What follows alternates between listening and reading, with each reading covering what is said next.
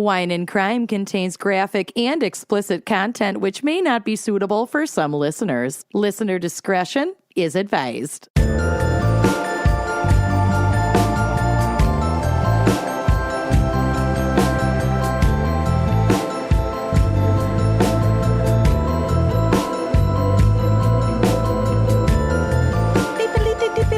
Big announcement! I love those beeps. I know. We are doing another virtual live show to ring in the spooky season. We'll be going live to your living rooms, your bathrooms, your bedrooms, wherever you want to watch. All your rooms. On Friday. All your rooms. On Friday, October 1st at 7 p.m. Central. Yeah, I am so pumped for this. So VIP ticket holders get a signed Wine Coven poster. I love that poster. Yeah, that's It's so spooky. the other poster. It's a spookier poster than the cartoon poster. It's not the same one you may have gotten last time. And you also get access to the exclusive after show Q&A. Yeah, you heard that right. So grab all your spooky little bitches and get your tickets right now at wineandcrimepodcast.com. And while you're watching, share your photos with hashtag Wine and Crime Live so we can see all your beautiful faces chugging wine, chatting true crime, and unleashing your worst Minnesotan accents from the comfort of your own homes. Oh, the comfort. Oh, we like to be comfy. So we'll see you on October 1st. You are listening to Wine and Crime, the podcast where three friends chug wine, chat true crime, and unleash their worst Minnesotan accents. You darn tootin' we do. Oh, sure. And I'm Kenyon, and I have had technical difficulties for the last hour. Indeed. Yeah, 50 minutes. Yeah, it's fine. I'm Lucy, and I've been patiently waiting. I did FaceTime Lucy while she was on the toilet. Oh, classic. I'm Amanda. Waiting. And that's all I can say Not about that. patiently waiting. Not as patiently waited. I've never been patient a day in my life. True. Ever. That's All very right. true.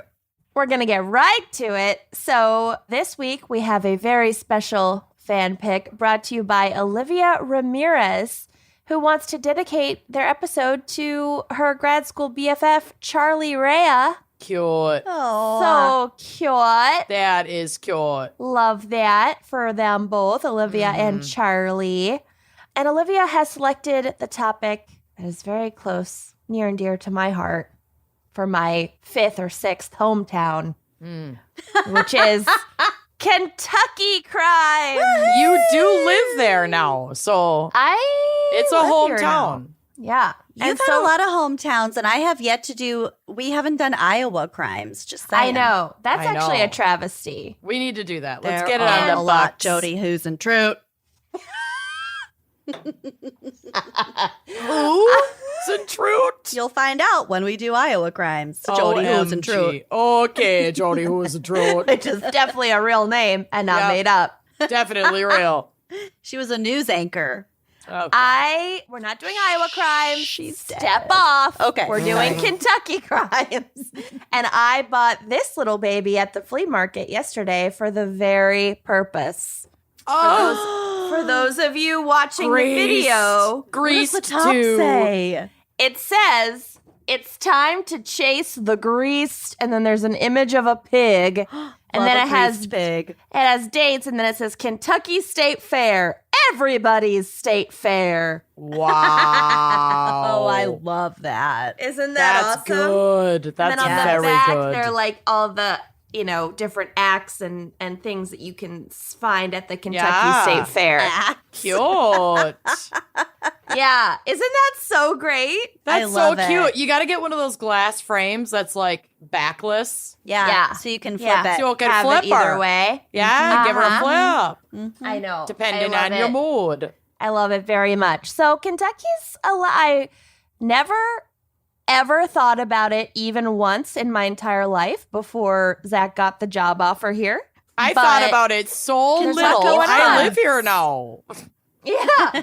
Kentucky fucks. It's pretty great. So anyway, That's what's going on. Thank It's you, my Olivia, case. for choosing Bluegrass this. state. My case is the fan pick case, so it is horrifying. Yeah. Just fucking awful. Mine's pretty fun Great. and lighthearted. Thank we evened God. out. Good. Normally, I would hand it off to Amanda for a wine crime pairing, but We're thought switching it that up. we would do some Kentucky-ness and do a bourbon pairing. Pairing. Blah, blah, blah. Pairing. I've been getting after it during our technical difficulties. So I have paired this episode with my version of a Manhattan / an old fashioned. Yum. It has Ooh. both vermouth and Cointreau wow. and bourbon. Oh. Fans. and Luxardo cherries and Peychaud's bitters and Whoa. melted ice because I've been That's- drinking it for an hour. That's a lot of Dang-o. things. It's I delicious. like that. Many ingredients. And the So- bourbon that I used is Old Forester Kentucky Straight Rye Whiskey. They also have a non-rye, Yum. or probably a lot. And I know nothing about it because I don't know that much about bourbon. My love first it. experience with bourbon was at Kenyon's house. Mm-hmm. And it was just like, bourbon and soda water. And it was so fucking refreshing. Mm-hmm. I loved it. I think we made you a mint julep, which is bourbon and mint and something. I've never had a mint julep, so will you make me one when I come? Of course. I think we just had bourbon and soda, but either way, it was delish. It was I've never perfect had- for midnight yard games. Mm-hmm. I've never had a lot of success with brown liquor, so I want you to show me the way. I love a bourbon cocktail, and there are a lot of them. I don't really drink it straight. There are like a couple that I found that I like straight, but I love a bourbon cocktail. I'm drinking Diet Coke because this was yard sale weekend, and I also have my period, so I'm gonna be tired forever. Yeah. Okay. You What look are you- good. Do look I? good. I've got an absolute This old vodka thing. soda with grapefruit and rosemary. Oh my god, all Oh, of your drinks my sound so faves. fucking good. That sounds good. It's good. Yum. All right. Well, we are just living our best lives right now. Some of and us. Get with it. Get on our level. And Lucy, what is our background and probably not psych for Kentucky crimes? You know, I wrote these notes so fucking long ago that I don't remember what's in them. Ooh, So- shake your bones. Here we go. Oh, yep. Here we go. I have a feeling. There's no psych. There's probably no psych. You should bring those with you to the live show. I'm gonna. Good. Yeah. Because there will be no psych. Yeah, which reminder, if you haven't gotten your ticket to our virtual live stream, head to winingcrimepodcast.com right now. Yeah. Right now. Virtual live stream October 1st. It's going to be spooktacular. We have costumes. It's going to be So a fun excited. Friday night in with the Y'all gals. are gonna fucking freak out over our costumes. It's They're very so Halloween-y. good. It's going to be really fun. So get yo tips. Okay, so Kentucky, officially the Commonwealth of Kentucky, is a state in the southeastern region of the United States bordered by a whopping 7 other states, Whoa. which are Illinois, Indiana, and Ohio to the north, West Virginia and regular Virginia to the east, Tennessee to the south, and Missouri to the west. West Virginia and Mountain Mama to the east. Cumberland Gap to the south and Cumberland east. Gap. West Virginia and, And Mountain Mountain Mama Mama. to the east. Take me home. Country roads to the road. south. Everyone is given a wagon wheel upon entry into the Commonwealth. Wait, Oh, is that true? yes. Amanda. You had me. I was sold. I will get you a wagon wheel for when you come visit. And You get Oh, me a wagon tiny wheel coffee fidget table. spinner, wagon wheel, wagon wheel. I'm exhausted. I know, we can tell it's okay.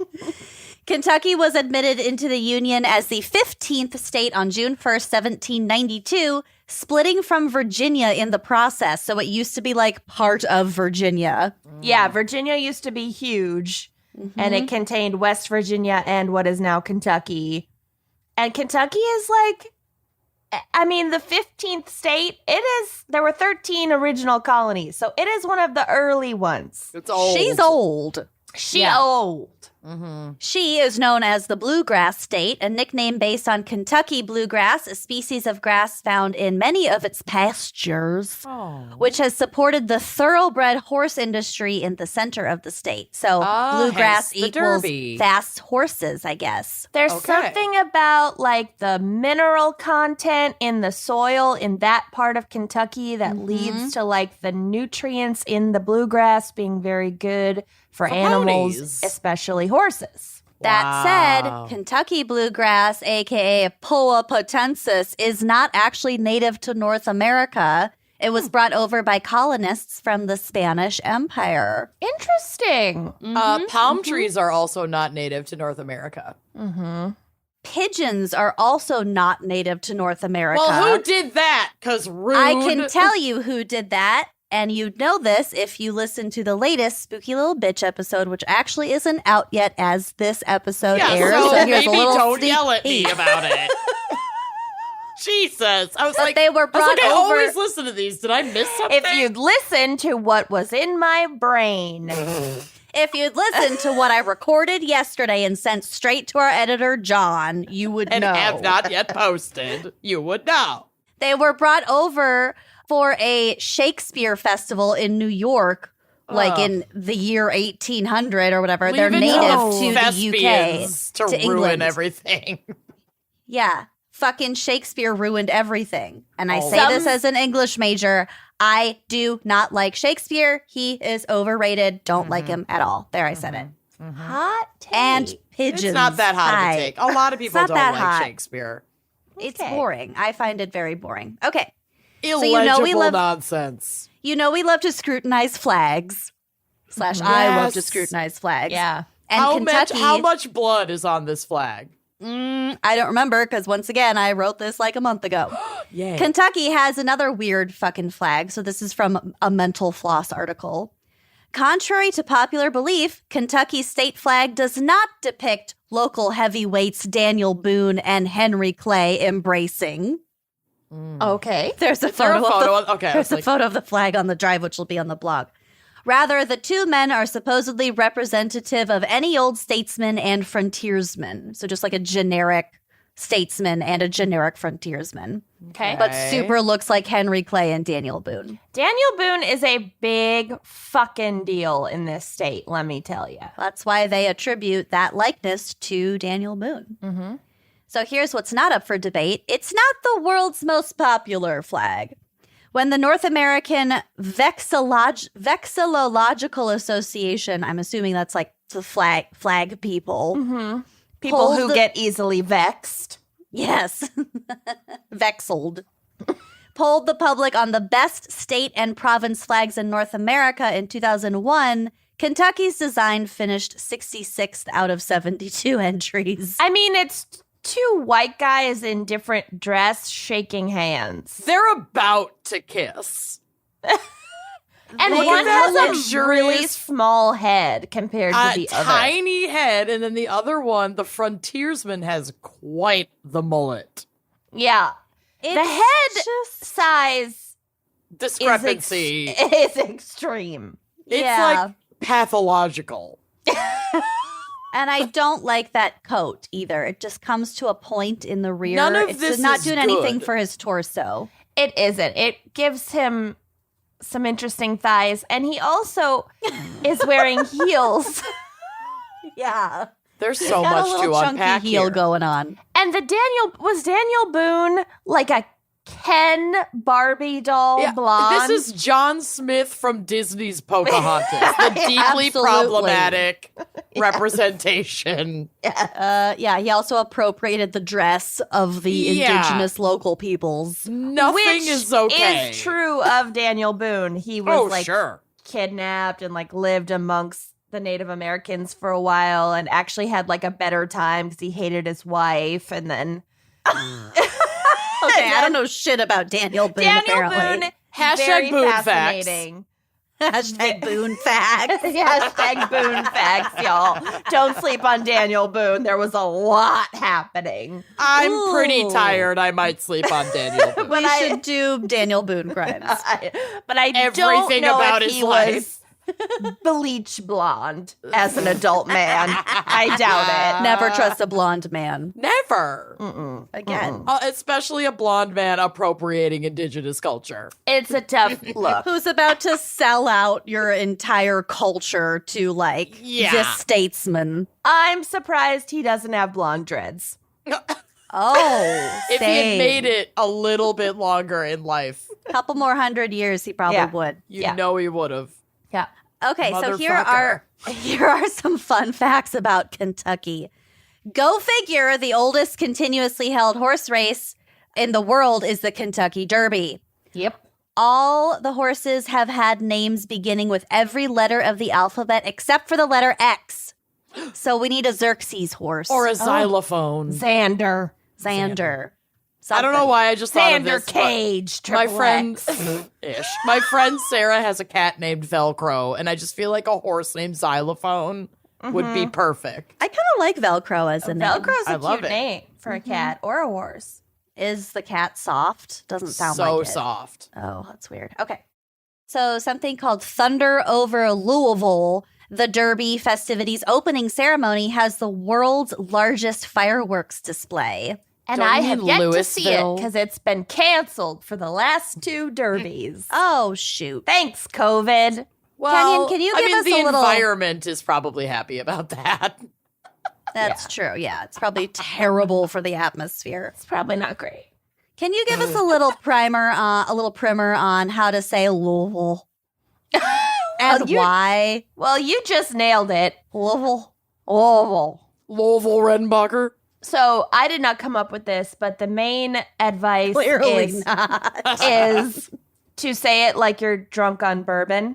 So just slur it. Oh. Louisville? Louisville. Mm-hmm. But it's kind of like Louisville, Louisville right? alone. Louisville. It's still three syllables. It's still Louisville, but it's definitely not Louisville. And I don't even know how else you would say it. Louisville? Definitely not that. Okay. Louisville. Louisville. Louisville. Louisville. Yeah. And actually, you can tell like flight attendants who come to Louisville often on their routes versus those that don't based on like how they pronounce Oh, it. yeah. It's really interesting. That is weird. Yeah. Okay, a typical Derby crowd guzzles 120,000 mint juleps and drains 7,000 liters of bourbon That's in a lot. typical Derby. I believe And it. no water. Is a Derby just one weekend? Is it like Der- 2 days? Derby itself is one day, but there are other events that take place at Churchill Downs that people tend to also go to. So there's so Derby is the first Saturday in May, and then I think the day before that is Oaks, which is the female horses, the fillies race. And so a lot of people that come in for Derby will also go to Oaks, and They then get paid 74 cents to the dollar. yeah. And then Thurby, the Thursday before Derby. Furby? Thurby, like Thursday Derby. Thurby is the horse race of like second tier horses that locals apparently go to because the foreigners or the out of staters haven't like come in yet for Derby. So Okay. Thurby is for the locals. I haven't gotten to do any of it because of COVID. You did buy a fascinator last spring, though. I bought a fascinator. We watched from home to be COVID safe. So we got dressed up and whatever and had mint juleps at home, just the two of And us. Zach had his little Maker's Mark bow tie. and I It was got so him. cute. It was so cute. I got him a little Maker's Mark bow tie. It's so cute. And we have been to Churchill Downs, but just on like normal ass weekends. So Yeah. like tickets are like $10. Oh, It's like going to Canterbury Park on Dollar Thursdays. Yeah. Furbies. Forgot about that. Dollar Furbies. Dollar Furbies. Anyway, it's very fun. I doubt that I will ever go to an actual derby in person. Just That's not true because I'm going to force you because I need to experience it because I need to get a giant hat. But I think we would make a lot more money to rent out our house and get out of town. So I think I might you can do that another time. Okay. Amanda will rent your house. I won't. Pay off my student loans. You can do that next year. yeah. You live got a lot there of now. life ahead of you to pay off your loans. You got time. Anyway, it's fun, I assume. Okay. Ironically, Barron County has some of the state's most fertile soil and was even named Rural America's Best Place to Live by Progressive Farmer magazine. Wow, Nice. I need Barron to County. subscribe. It's kind of like the Greenland, Iceland thing. Yeah. There are also like a shit ton of counties in Kentucky. I think it has more counties than like maybe any other state, That's weird. even though it's not like that big compared to other states, but they're just like a shit ton of counties. Interesting. Yeah. Weird. How odd. Richmond, Kentucky was almost chosen to be the nation's capital, but it lost out to Washington, D.C. due to a lack of nearby sea sports. Oh, wait, seaports, not sea sports. Not enough ski-doos. Seaports. When totally the read founding fathers took their ski-doos from the Mayflower ashore. I put this in my notes because I read it originally as sea sports. I heard it. You just said it. I know, but like my reasoning was it was funny because there's not enough jet skiing.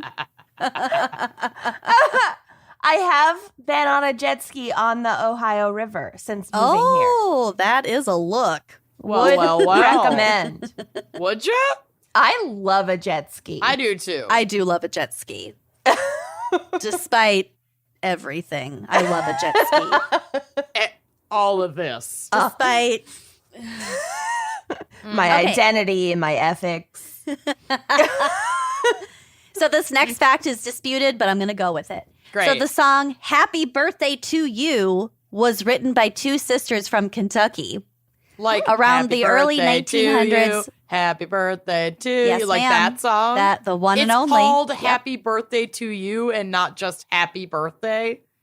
I'm That's deeply technically unsettled called by Happy that. Birthday to You. I hate that. Around the early 1900s, Patty Hill was a kindergarten principal in Louisville, and her sister Mildred was the pianist and composer. The sisters used Good Morning to All, Good Morning to All, as a song that young children would find easy to sing. And I will say that when I was younger, my mom used to sing that song to me to wake me up in the morning. Really? She'd say, well, a little different. She said, good morning to you. Good morning to you. You smell like a monkey and Yeah, you look like one too. Yeah, my mom used to say that shit. Yeah, so it's a thing. Rude. The combination of melody and lyrics in Happy Birthday to You first appeared in print in 1912. None of the early appearances of the Happy Birthday to You lyrics included credits or copyright notices, but this is the general theory, although disputed. More than half of all U.S. troops killed in the War of 1812 were Kentuckians. Oh, wow. Poor saps. Covington's Cathedral Basilica of the Assumption boasts the world's largest hand-blown stained glass window, a 67 by 24 foot depiction of the epically exciting Council of Ephesus. Okay. 67 feet wide. That's fucking big. huge. Yeah. That is fucking wild that the world's largest hand-blown stained glass window is in Kentucky. That's fucking crazy to me. Yep. Better go visit it. Gotta go. Throw a rock at it. The city of Middlesboro is the only U.S. city built inside a meteor crater. Because it's in the middle of a meteor Of a crater. meteor It's crater. burrowed into the middle of a meteor crater. Exactly. Lots of things were invented in or first revealed in Kentucky, including bib lettuce, Yum. enamel bathtubs, Luck? right? Are those Amanda's made from favorite. teeth? No. No. Doesn't teeth have enamel? Teeth have enamel, but not all enamel is made from teeth. Well, I don't know. Clearly you smart don't person. know. I don't know. It's not made of teeth, but I'm tempted to just let you run with this theory. Just see where it takes you. Oh my God. Okay. But also, I fine. want a bathtub made out of teeth. Hello. Judgmental mutt. I'm looking up what is enamel. Great. Okay, you. Have fun. What is Greg Hamill? Josh Duhamel. Greg. Also, light bulbs, traffic lights, Post-its, and the radio. Kenyon is Googling, so Yep, I'm just keep gonna- going. Okay. Let her fly. Students at Lexington's Transylvania University enter a lottery for the chance to spend the night in the on-campus tomb of a 19th century botany professor. Whoa. Sign me the fuck up. Yeah, wow. Jesus, that's so creepy and I love it. Mm-hmm. Fort Knox is in Kentucky, currently holding over $180 billion in gold bullion, Whoa, Boolean cubes. which is just like gold coins, gold things. Okay, others have asked. Yeah. Is the enamel on our bathtub the same stuff that's on my teeth? I don't think I need to point out how many stupid people are on the internet.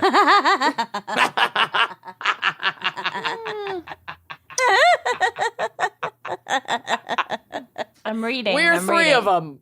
Okay, while you're reading, Mammoth Cave is the longest cave system in the world. I wanna go Kentucky check has that a out. lot of world records. A lot of who big knew? caves. Very cool big caves. Are you gonna is your house gonna sink into a sinkhole? Like Probably. big caves There sound are cool, big sinkholes. but that's Wow. that's scary. I don't like that. Mm-hmm. Well, if her house sank into a sinkhole, but it stayed intact, that would be cool because you could That just would be continue cool. living in a cave. That would All right. increase your property value for sure. Absolutely. This does not give a very straightforward answer. The except answer to- is no. except to say that tooth enamel and other enamel is made out of calcium crystals, so it's essentially the same exact fucking thing. You asked if it was made out of teeth. Yeah, bathtubs are not made out of teeth. Let's just put this to rest. Because we can mimic the same product as tooth enamel is not the same as is it made out of teeth. You see the difference, right? I need to know that you see the difference. Fine, but they're very similar. Oh, great. Okay. No one's debating that. Congratulations. I need you to tell me that you understand. I need to hear you say the words. Okay, Michael, I need to hear you say you're not the Godfather. I have to keep going. I'm so sorry. I need you to say it. Say it. Whoa, I won't.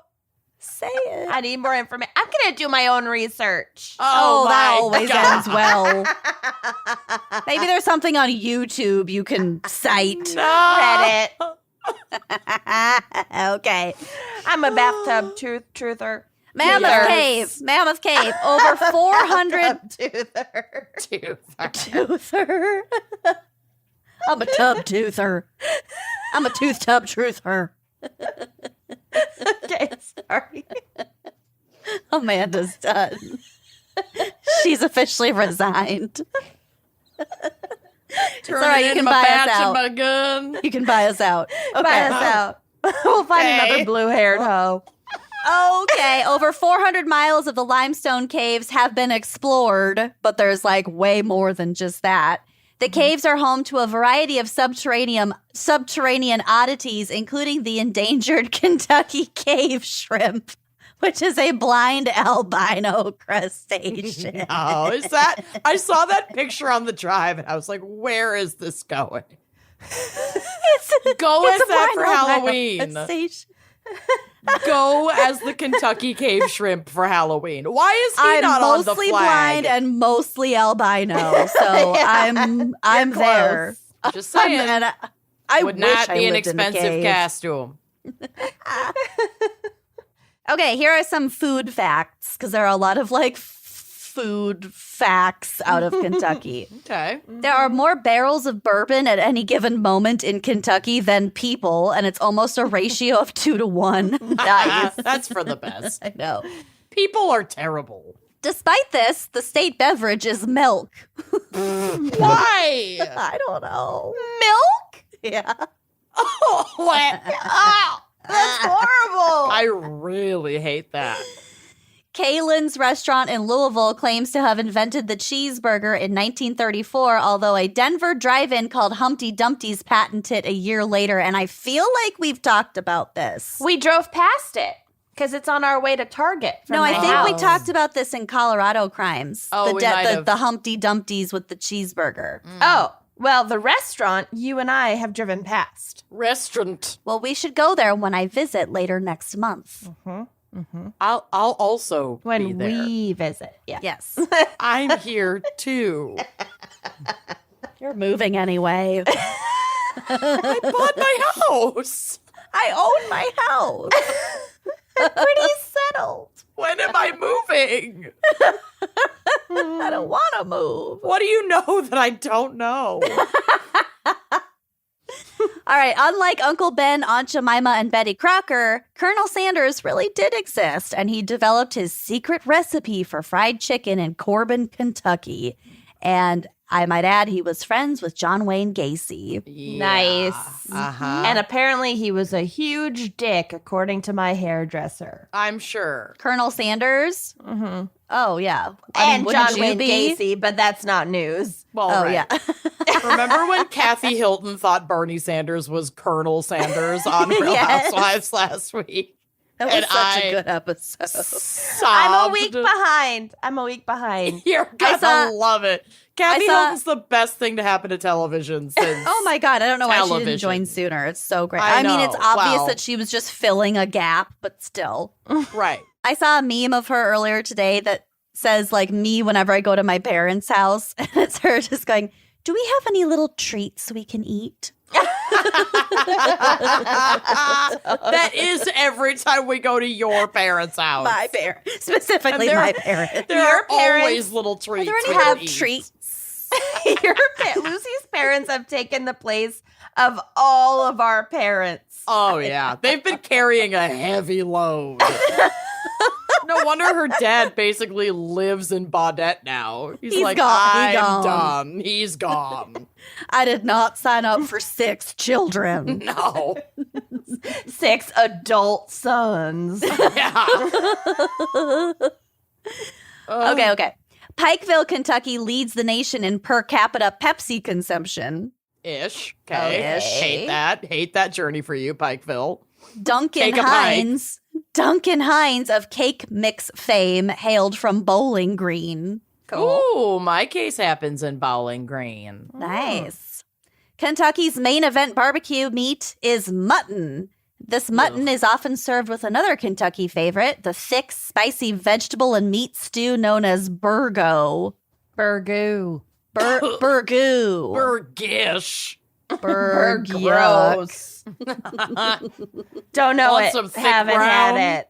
I don't like it. Well, I love a hot stew, as you know. Well, you might like this one Aphrodisiac. too then. The state's signature sandwich, the hot brown. Yes. Isn't the healthiest choice, but it's undeniably delicious. This open-faced delicacy consists of bread piled with turkey, ham, bacon, and sliced tomato.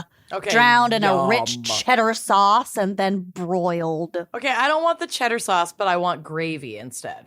They have I it thought with the gravy. hot brown had gravy, but it's Yeah. because it originated at Louisville's Brown Hotel in 1923. There's Interesting. definitely a version with gravy. I Yeah, think no all cheddar of them sub are gravy. disgusting, but you do you. I just will want brown do me gravy. More for me. I love It is brown gravy season, on mashed baby. potatoes. Fill your tooth tub with it. Let's go. Talk about a Fill gravy your boy. tooth tub with the brown gravy. With my hot brown. Yeah, baby. Y'all. Fill your tooth tub with my hot brown. All right, Amanda, this is going to make you gag also, but I love it. Great. I love it. Trigg Here we go. County, Kentucky is home to an annual ham festival, and its huge country ham biscuit is certified as the largest country ham biscuit by Guinness Book of World Records. They clearly haven't measured my country ham biscuit. You got a lot going on. They'd be singing a different tune. The biscuits in this city or in this state are pretty out of this world. And Are there's they a fluffy and drive flaky through. or are they hard? There's all different kinds. Whatever kind floats your boat. I prefer the hard. I like a scone. I like a very stale, dry You are a scone mess. biscuit. Because you're a British widow. Yes. What your aesthetic is. That's true. You're a bitter British widow Yeah. You're not wrong. walking the widow's walk of your Yeah. mansion every Choking evening on a at dusk. dry biscuit as penance for I your like loss. a dry biscuit and a lot of gin. Like you'd love for your husband to return from sea, but you're But if he totally didn't, fine you're if he fine. doesn't. Yeah. Like it would It be makes nice, for a better but story if he but would doesn't it? come back. you're good either way, you know? Would it? Maybe you want a room of one's own. I don't know. Yeah, pretty much. So Sounds I like kinda a nice. dry biscuit, and some Wow. like it soft and fluffy because Yeah. they're weak-willed. Okay. I'd really like to keep my teeth is the issue. Oh, she wants to make a bathtub out of hers, so.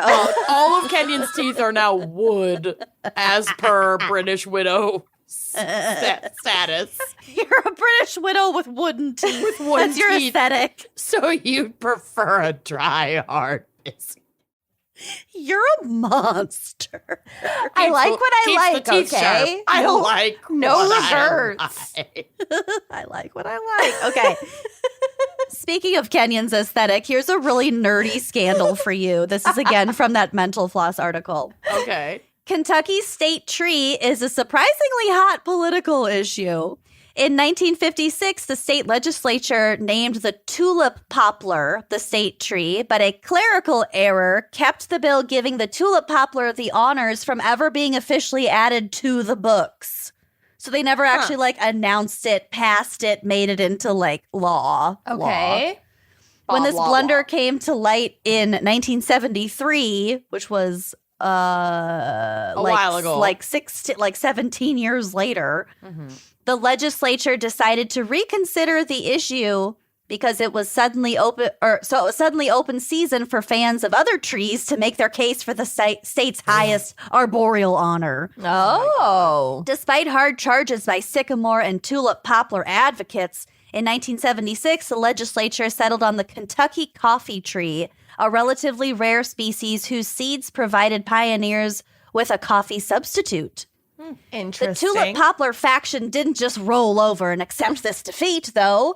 They kept agitating for the legislature to once again reopen the issue and return the tulip poplar to its rightful throne. Would you say that they Wow. agitated perennially? Oh my god. Maybe, because I don't really know what perennial means, apparently. Turns out. Through the years. Keep up. The After one years- time I was right, I'll never forget it. You'll never let it go. Kenny, my father-in-law, fucking called me to be like, Amanda really got you both. Really gotcha.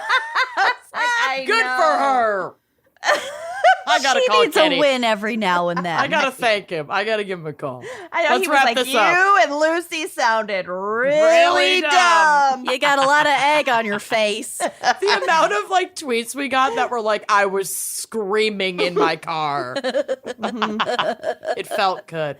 It could work either way, though. But it couldn't. confusing. It's been It decided. doesn't, but it could. Okay. Anyway, let's It's the move only on. time my because mother's ever been proud of me. Let me have this. This is a very dark moment in my personal memory, so let's move on. Okay, after years of campaigning, their efforts finally paid off. In January 1994, this started in 76. Jesus Christ. The tulip poplar was once again named Kentucky's state tree. Fans of the Kentucky coffee tree have no doubt spent the last 2 decades plotting their counter move. That is so boring. I love it. So I knew Kenyon would love it. Yeah. So here are some weird Kentucky laws that will make you wonder what the fuck went down to make these laws. Oh, no. It is illegal for a woman to wear a bathing suit on a highway unless she is escorted by 2 police officers or is armed with a club. All right. Well, I've broken that law. Don't police women's clothing, but okay. Yeah. Every But time also, I like, drive home from the way beach, I break that law. Yep. True. In Lexington, it is illegal to carry an ice cream cone in your pocket, so don't even think Rude. about it. Okay. It is illegal to fish with a bow and arrow. Okay. Somebody better tell Lucy's Yeah. dad. Who Right. hurt who? Lucy's dad, who was actually Daniel Boone, who has never died. That's a spear gun. It's not technically a bow and arrow. It's fine. Okay, lawyer. He's training. In Frankfurt, he is training. In Frankfurt, it is a crime to shoot off a policeman's tie. Okay. I would Couldn't say you it's just- probably illegal to shoot toward Right. anybody. Couldn't you just lump that in with firing at an officer? And that kind of takes care of Attempted that. homicide. Attempted I like homicide. She reapplies her red lipstick. I like it. I like it. I see it. British widow. You are a British widow. Throwing eggs at a public speaker can result in up to a year in prison. Okay, Too good. bad. Too much. A person is legally considered sober until he, quote, cannot hold onto the ground. Until proven guilty. Okay, gonna need more people to be aware of that definition. Right. You're getting It pulled probably over for a wouldn't DUI. fly if you were like driving, but maybe like public intox, like on foot. Like just walking around. I don't condone driving under any No. level of intoxication. No, of but course just not. walking around, especially not? during Thurby. right? I'm a Furby. local. I'm tethered to the ground. I'm a local. I'm a local. Oh, God. Oh, no. To this day, Kentucky's governors must swear an oath before taking office that they have never fought a duel with deadly weapons. Okay. Okay. Just sword Stop. fighting at the urinal after a derby game. yeah. How else do you sort the wheat from the chaff? Okay. So I want to end my My segment God. with my favorite fun fact about Kentucky. Here we go. Yes, there's a photo on the drive. Get ready. In the mid-20th century, Lexington had a town dog named Smiley Pete. Oh my You can God. see why he was named that if you look at his see photo. him, his silk bow. What a darling. Yes. He's eyebrows. a smiler. The stray dog, who was named for his human-like grin, was a fixture in downtown Lexington. Oh, Locals collectively looked after Smiley Pete, and the pooch supposedly had a daily routine that included begging for a hamburger and waffle at a diner and a bowl of draft beer at a tavern. When Smiley Pete passed away in 1957, he was memorialized with a brass plate on the sidewalk in his old sniffing grounds. Give him food and water, please. Give him a home. Yeah, that right? too. So R.I.P. I love Smiley him. Pete. He's so fucking sweet. I love would him. have taken him in a heartbeat. 1,000%. Smiley Pete and his big silk bow. He's Oh. so cute. He's so cute. Oh, anyway, that's my segment. Now you know Amazing. more about Kentucky than you ever wanted to. I love it. Mm-hmm. Well done. Thanks. All right. Well, should we hear a quick word from our sponsors? Let's do it. Did you know that OBGYNs actually recommend starting prenatal vitamins at least 1 month before conception? I did not know that. Yeah. I did. I didn't know that until we were trying to conceive, and I felt like I was behind the 8 ball a little bit. And the thing is, you can't always predict exactly when getting pregnant might happen. And that is why Modern Fertility designed their prenatal multivitamin to help you build up your body's levels of key nutrients earlier and help you continue to meet the increased nutrient demands all the way through your pregnancy and through to lactation. Ooh. You gotta prep for lactation. The whole Woof. kit and caboodle. The Modern Fertility Prenatal Multivitamin is packed with 12 essential nutrients recommended by OBGYNs to support your body before, during, and after pregnancy. It's vegetarian, it's gluten-free, and there are 0 preservatives or filler ingredients that you don't need. It's everything you do need, nothing you don't. Modern Fertility balanced iron and other nutrient levels to keep your tummy happy. So they're not like upsetting you, which is always good. And they infuse every capsule with a hint of citrus to make each serving go down extra easy. Oh, what a gift. Especially for someone like you who cannot swallow pills very well. I can't. Amanda's and they not a good taste pill awful. swallower. No, Kenyon has all those skills. I have none of them. But she can handle these. Oh, yeah. Dang right. The prenatal multi also comes with a free, beautifully blue reusable glass jar to keep your monthly refills in. And each month's shipment of new capsules comes in just the pouch, so you're cutting down on packaging waste. They've really I thought of love everything. that. I love that too. That makes so much sense because other, vitamins can be big in those big, bulky containers. They add up. That's landfill, baby. So your prenatal multi-subscription gets you 60 capsules per month for $30. But right now, our listeners can get 30% off their starter kit, including 1 month of capsules and a free glass storage jar at modernfertility.com/gals30. That's modernfertility.com/gals30. That's GALS30 for 30% off your Modern Fertility Prenatal Multivitamin Starter Kit. One more time, that's modernfertility.com/gals30 and treat your furt. Treat it. If you are carrying a credit balance month after month, it can feel like you're in a never-ending cycle of debt with no end in sight. It's the worst Been there. feeling. Yeah, and you're like afraid to look at your statement, and that's not great either. I know that feeling so Yeah. well. But Upstart can help you make that final payment so you can finally get ahead.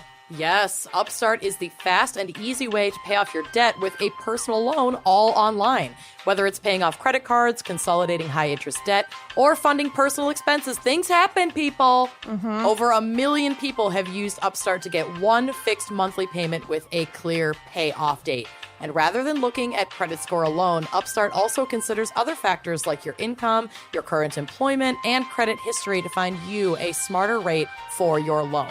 You can check your rate without impacting your credit score in minutes for loans between $1,000 to $50,000. And you can also receive funds as fast as 1 business day after accepting your loan. So find out how Upstart can lower your monthly payments today when you go to upstart.com/gals, GALS. That's upstart.com/gals. Don't forget to use our URL to let them know we sent you. Loan amounts will be determined based on your credit, income, and certain other information provided in your loan application. Upstart.com/gals. Okay, so my case. I definitely spent more time on this case than any other. Oh, Then great. you spent Googling whether bathtubs are made out of teeth. That is pretty much neck and neck. But anyway. Jury's still out, people.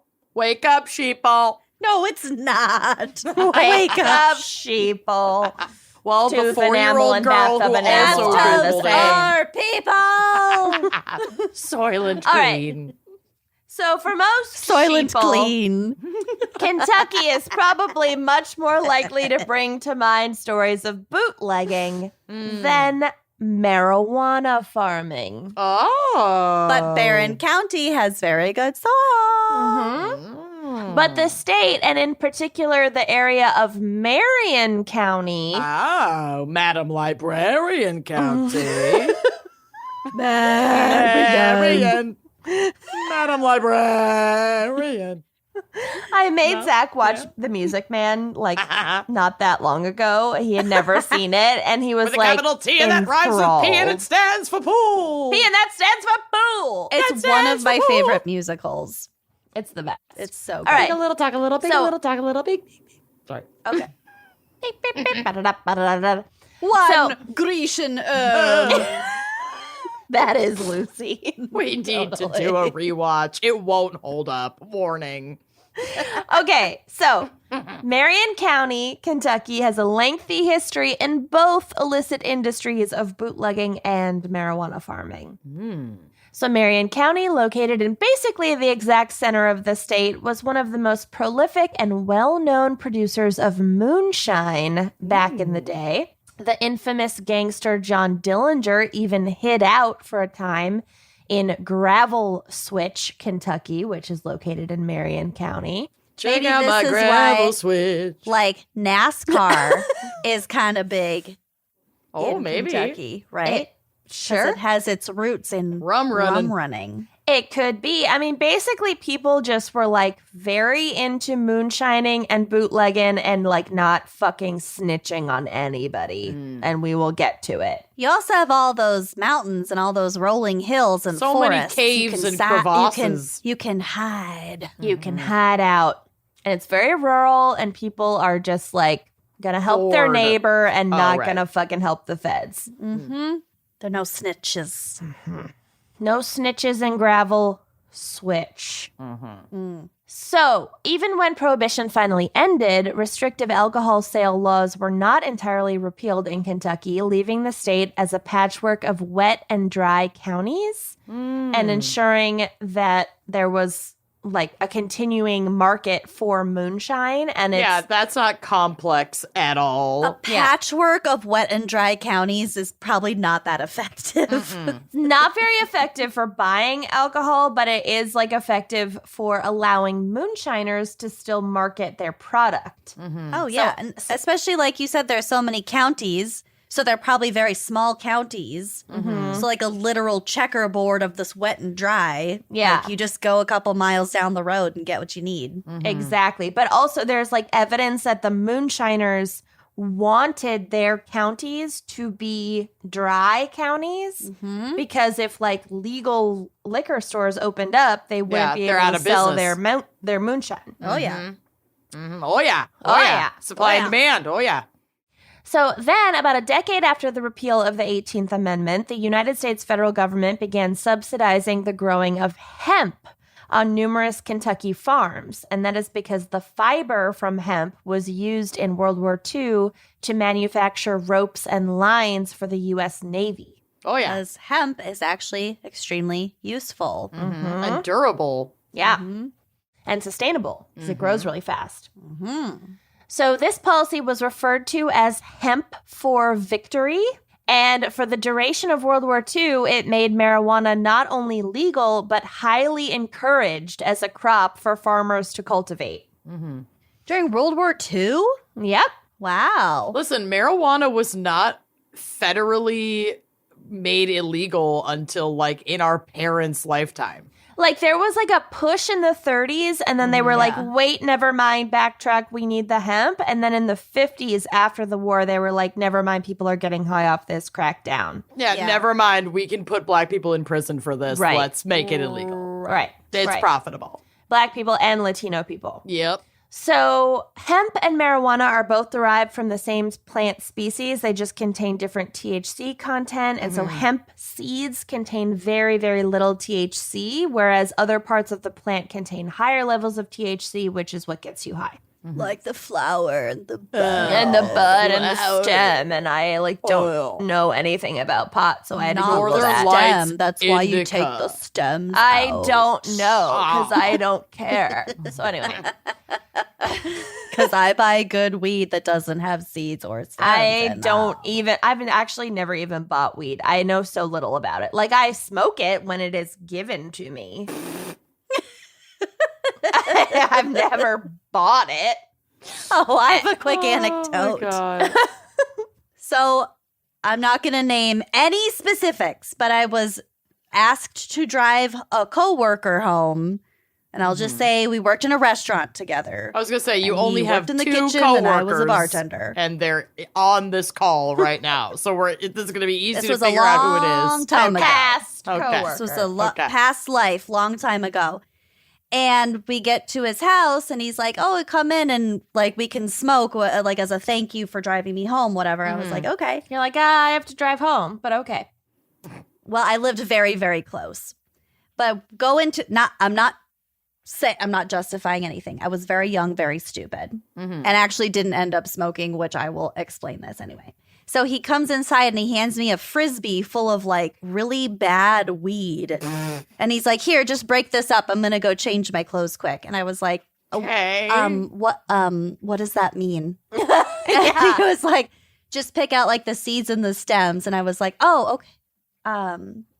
Obvious to the eye. What is the stem and what is the seed? And he's like, I'll just fucking do it. It was like, on second thought, this is very foreign to me. This specific shitty weed. So I'm just gonna go home. I'm good actually. I'm out. Yeah. It's like, I just had didn't no know. desire to like learn about it, and people who knew a lot about it were really annoying and like very annoying and like show offy about it. So I just opted out. yeah. Anyway, Yeah. okay. So Kentucky was tasked with growing hemp for the war effort in order to provide seeds to the government, which could then be cultivated in territories with more favorable year-round growing conditions, such as Hawaii. So they were mainly there to like get the seeds. Get it started Going. and then it gets sent Yeah. somewhere else. Yeah. So in 1942, the U.S. government asked Marion County to produce enough seed for 500,000 acres of hemp, Dang. Whoa. roughly enough for 453,750 football fields of marijuana plants. That's That's an a lot of awful lot. That's weed. like bigger than Kentucky. 500,000 football fields of pot. I don't like that. At the love it. time, marijuana had not really caught on in the U.S. as a recreational drug to the extent that it later would, especially in Kentucky, where alcohol was still the intoxicant of choice. So a lot of like regular folks, especially rural folks, weren't smoking weed yet. It wasn't common. In fact, many farmers in Kentucky only learned of marijuana's effects accidentally. Oh, love that. After harvesting the hemp crop, they would use a thresher to separate the parts of the plant the U.S. government wanted, which was the seeds, from the parts that it didn't.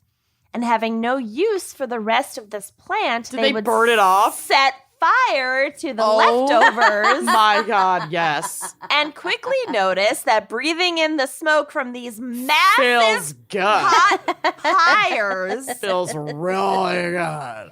made them feel a little strange. Oh What my was God. that movie that took place in like an English tiny little town, countryside town, where like someone started growing weed and like all of the elderly little conservative, tight, buttoned up like British citizens like slowly started getting high? I don't and know. then someone tried to No. like burn the field and the whole town got high. This sounds right up my alley as a It's British straight widow. up your alley. I'll Google it. I'll figure it out. All right. So after World War II, marijuana was reclassified as an illegal crop, but the knowledge of how to successfully grow it had obviously remained amongst those farmers who had done so during the war. And then came the Vietnam War. It's called Yeah. Saving Grace. It's a love 2000 British comedy film. Shaving grace. She needs to be shaved. So Vietnam comes along, obviously a generation later. And Vietnam is known for heavy drug use among American troops, and it introduced many American young men to drugs like marijuana and heroin for the first time, both of which could be easily obtained on the black market in Vietnam. And, you know, they needed like an escape from The hell they were the living. hell of war. So when some of these Vietnam veterans returned home to Kentucky, they realized that their home state, because it sits on the 37th parallel, the same latitude that runs through the Hindu Kush Mountains, where indica cannabis strains originated, provided the perfect conditions for growing marijuana. Wow. So they were like, let's fucking do this. There's high unemployment. There's high poverty in our state. We have High is right. Oh, yeah. We have a farming background. We're on this parallel. Let's fucking do it. And as far as they know, the federal government would like promote it at this point. Right. Like, Well, it wasn't at this point because it's the 70s. Oh, right. It's illegal by then. oh, okay. But But they. in the past, But like their dad's generation. Yeah. They're were familiar growing with it. the practice. Right. They weren't Yeah. that far removed from the complete acceptance of the federal government. Basically, their dads had grown it for the government before being told not to, and their grandfathers were bootleggers. So, and like, moonshiners. they're going to grow weed in a great weed growing area. Right. It's in their blood. So, however, unlike in the days of World War II, growing marijuana in Kentucky was now a much more difficult proposition. At first, these upstart weed farmers cut deals with more established, regular, normal farmers, some of which had previously cultivated hemp when that had been legal, but now they'd switched to like corn or whatever the fuck. Something boring like corn. Corn, which is big in Minnesota. Big in Minnesota. Fucking love corn. The food. Everybody Did you loves know corn. that corn enamel is made from teeth? Oh, man, bathtubs. They grind up teeth and Yep. bathtubs. I just pictured a cob of corn made out of molars. Oh, I bet yum. that exists.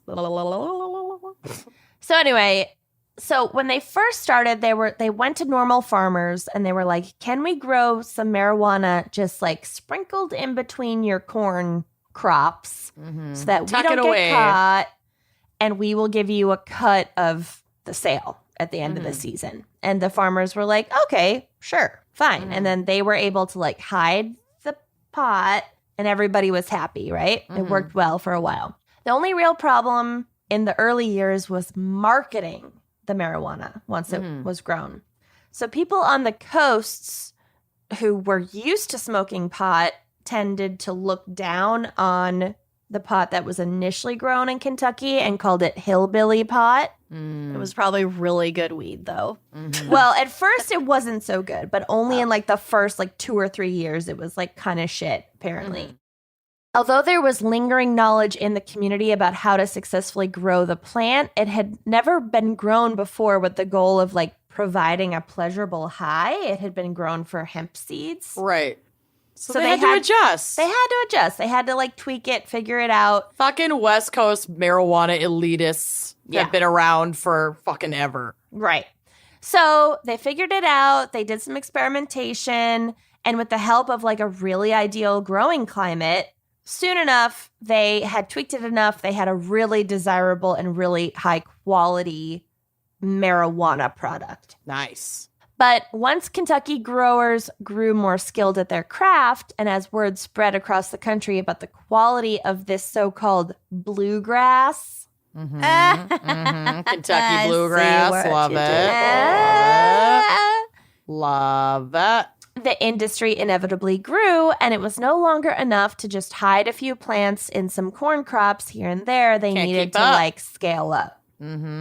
So out-of-state buyers with deep pockets began ordering in advance, and sometimes they would front like $100,000 to these growers for like seed, fertilizer, planting, transplanting, cultivation, harvesting, security, like the whole shebang. They were like, here's a bunch of money up front, and then I expect like this much by the end of the season. Right. Wow. During the harvest season, which lasted for a couple months starting in mid-October, it was not unheard of for large West Coast distributors to turn around a ton of Kentucky marijuana per week. Like a literal literal ton. ton. A Yeah. ton. Wow. Oh, a week. Jesus. That's a lot of fucking pot. Yeah. So within a couple decades, Kentucky boasted the largest homegrown marijuana syndicate in U.S. history. Wow. my God, who knew? Fun fact. And as they started to make more and more money and attract more people into the business, it became almost impossible to continue to fly under the radar of Kentucky police. So word started to get out, and the police started to like search out these marijuana farms. One problem was that as the years went on, some of the newer people that became involved in the growing were more violent than the original group of farmers. That's and a that little also scary. kind of like coincided with like the 1980s and cocaine. So some people started being involved in like cocaine sales, even though they weren't growing cocaine. There's a lot going on. Or they were just like doing a lot of cocaine, and then they were paranoid, and then they had the money, so they were buying like guns and Corvettes and like the whole fucking thing. Just kind of merged into one drug trafficking Mess. situation. Right. Whereas like the original core group, they were living in literal cabins that their ancestors had lived in for like 6 generations. Yeah. They were driving beat up old trucks that could Nothing fancy. right, whatever.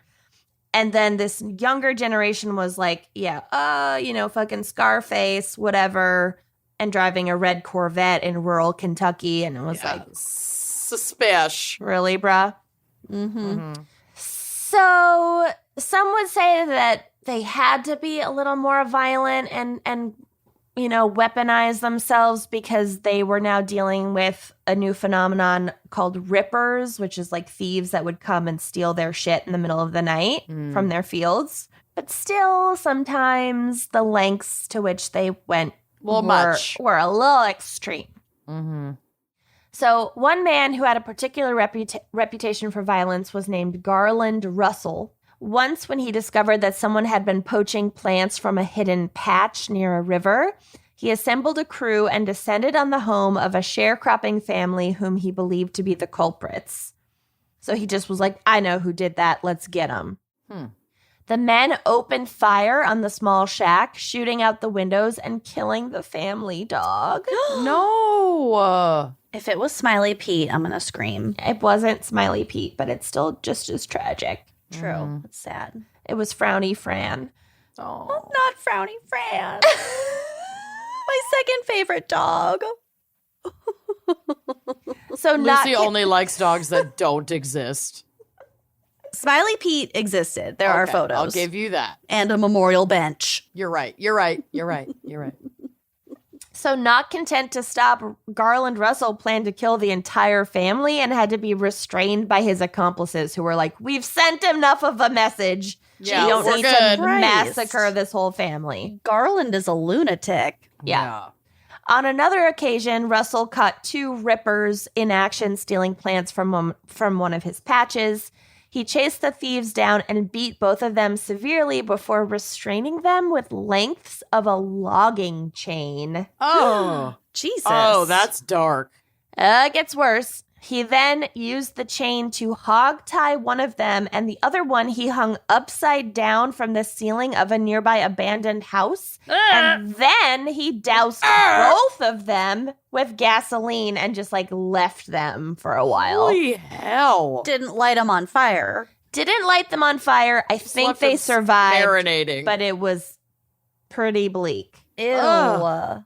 So, although many other farmers strongly disagreed with these violent tactics, there was a strong code of silence amongst all of them.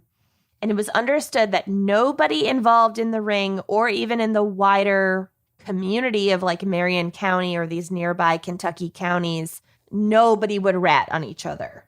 Like it was like pure Loyalty. silence. Yeah. Even some of the like regular farmers had pretty extreme tactics. So many of them had their fields patrolled by Rottweilers who'd had their vocal cords surgically removed. Oh, God. Oh, so they'd just be quiet? So they would Like sneak up on him? And then attack. Yes. Literally, yes. So they wouldn't bark, but they were still trained to attack. And they so would without just, warning, you'd get mauled by a dog. a Rottweiler. Yikes. That is so Which fucking Rottweilers sad. are not inherently dangerous. No. No dog No. species is inherently dangerous. It's all Of about course. the socialization. Yeah, they were trained to do be this. attack dogs. Yeah, Right. exactly. And also they could like alert if police were coming, but they would alert in like a visual way and not in a barking way, so police wouldn't know that they had been seen and people could get away. Wow. Many also would booby trap their marijuana crops by stringing the plants with fish hooks at eye level. So like the people harvesting them knew that they existed so they could take precautions, but like police wouldn't. Or thieves. Or rippers. thieves. They would do dynamite tied to trip wires. Like I'm never going to get over the basically fish a hooks. landmine at that I'd point. rather be blown up than have a fish hook in my eyeball. And sometimes live rattlesnakes. Oh, that's, good. That's a good one. Classic. That's a fun one. So at some point, the group of pot farmers in Kentucky began going by the nickname the Cornbread Mafia. Wow. Oh, I like that. It's unclear exactly when this nickname started. The name would not be used in the public until 1989 at a press conference, but it most certainly originated earlier amongst the members themselves. Like they were calling themselves the Cornbread Mafia, and then eventually it became public. That's hilarious. Love it when a group gives itself a nickname. Yeah. The first time authorities realized marijuana was being grown in Marion County was likely on July 10th, 1973, when a police officer pulled over a car driven by a 26-year-old local man.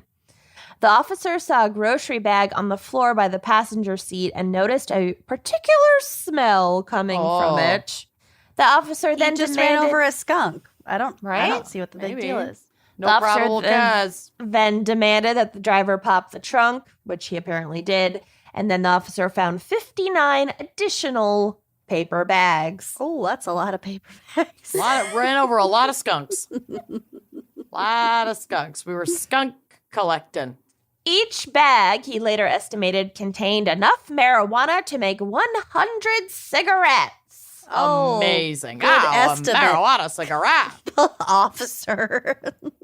To do 100 cigarettes of weeds. Of marijuana. The devil's lettuce. The wacky tobacco. So police in this part of Kentucky already focused a lot of their time and resources on tracking down bootleggers that were still illegally operating. And now they just added tracking down illegal marijuana farms to their list. Great. They eventually acquired planes and helicopters so that they could search for marijuana farms from the sky Oh my Yikes. God. because they were so well hidden from the roads and stuff that like from the sky is like the only way they could find them. It's so rural. Rural. Super Rural. Once they got the planes, though, people were pretty fucked. Like that was Yeah. a big game changer. Yeah. Oh, yeah. So by this time, the Cornbread Mafia had enough connections and resources that when they felt the authorities were moving in too close, they began moving a large portion of their growing operations to neighboring states. However, they would still transport the product back to Kentucky after processing so that buyers would pay a premium for what they thought was Kentucky bluegrass, even though a lot of it was grown in like Illinois, Minnesota, Some Missouri, crap. whatever. But it was grown by these Kentucky guys, but it was still grown like all over.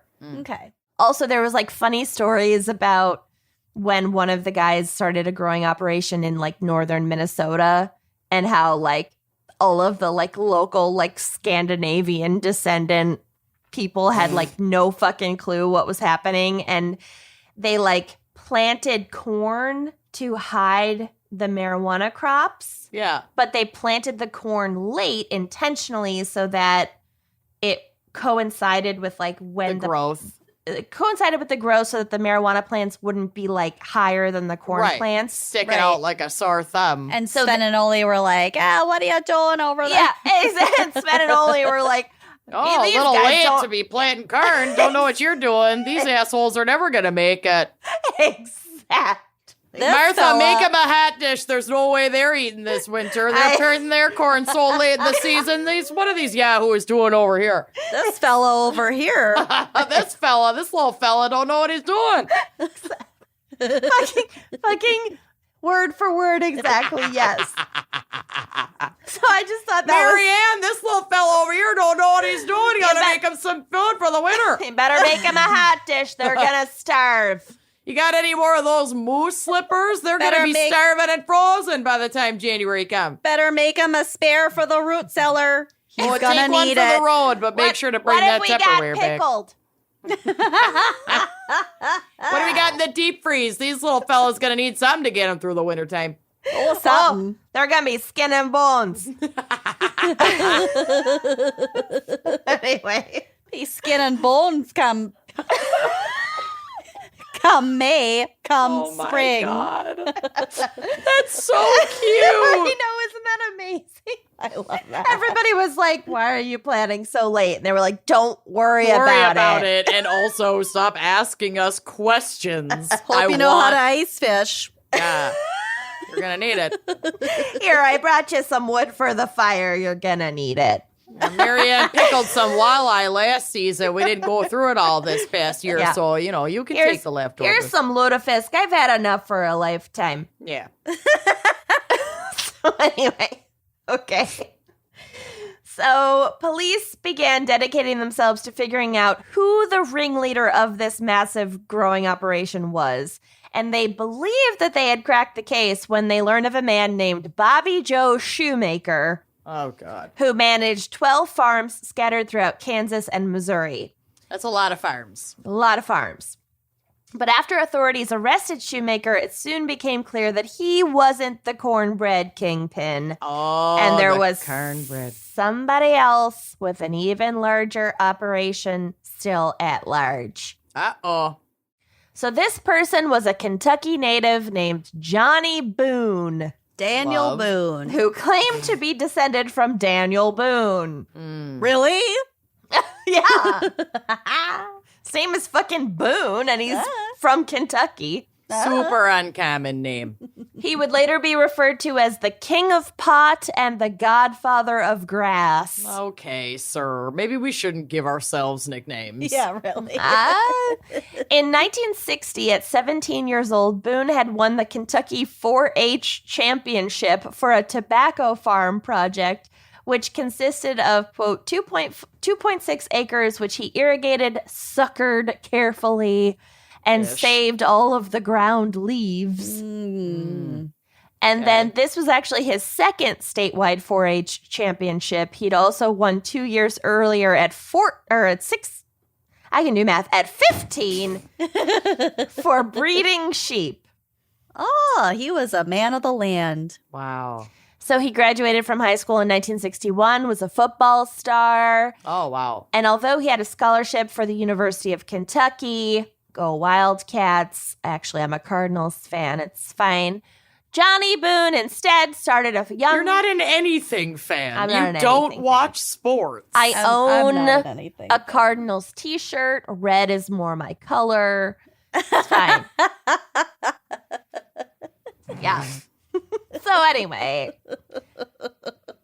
Johnny Boone started a family young and remained in his home, Marion County, on the farm that had belonged to his grandfather, who just happened to be a bootlegger. Got it.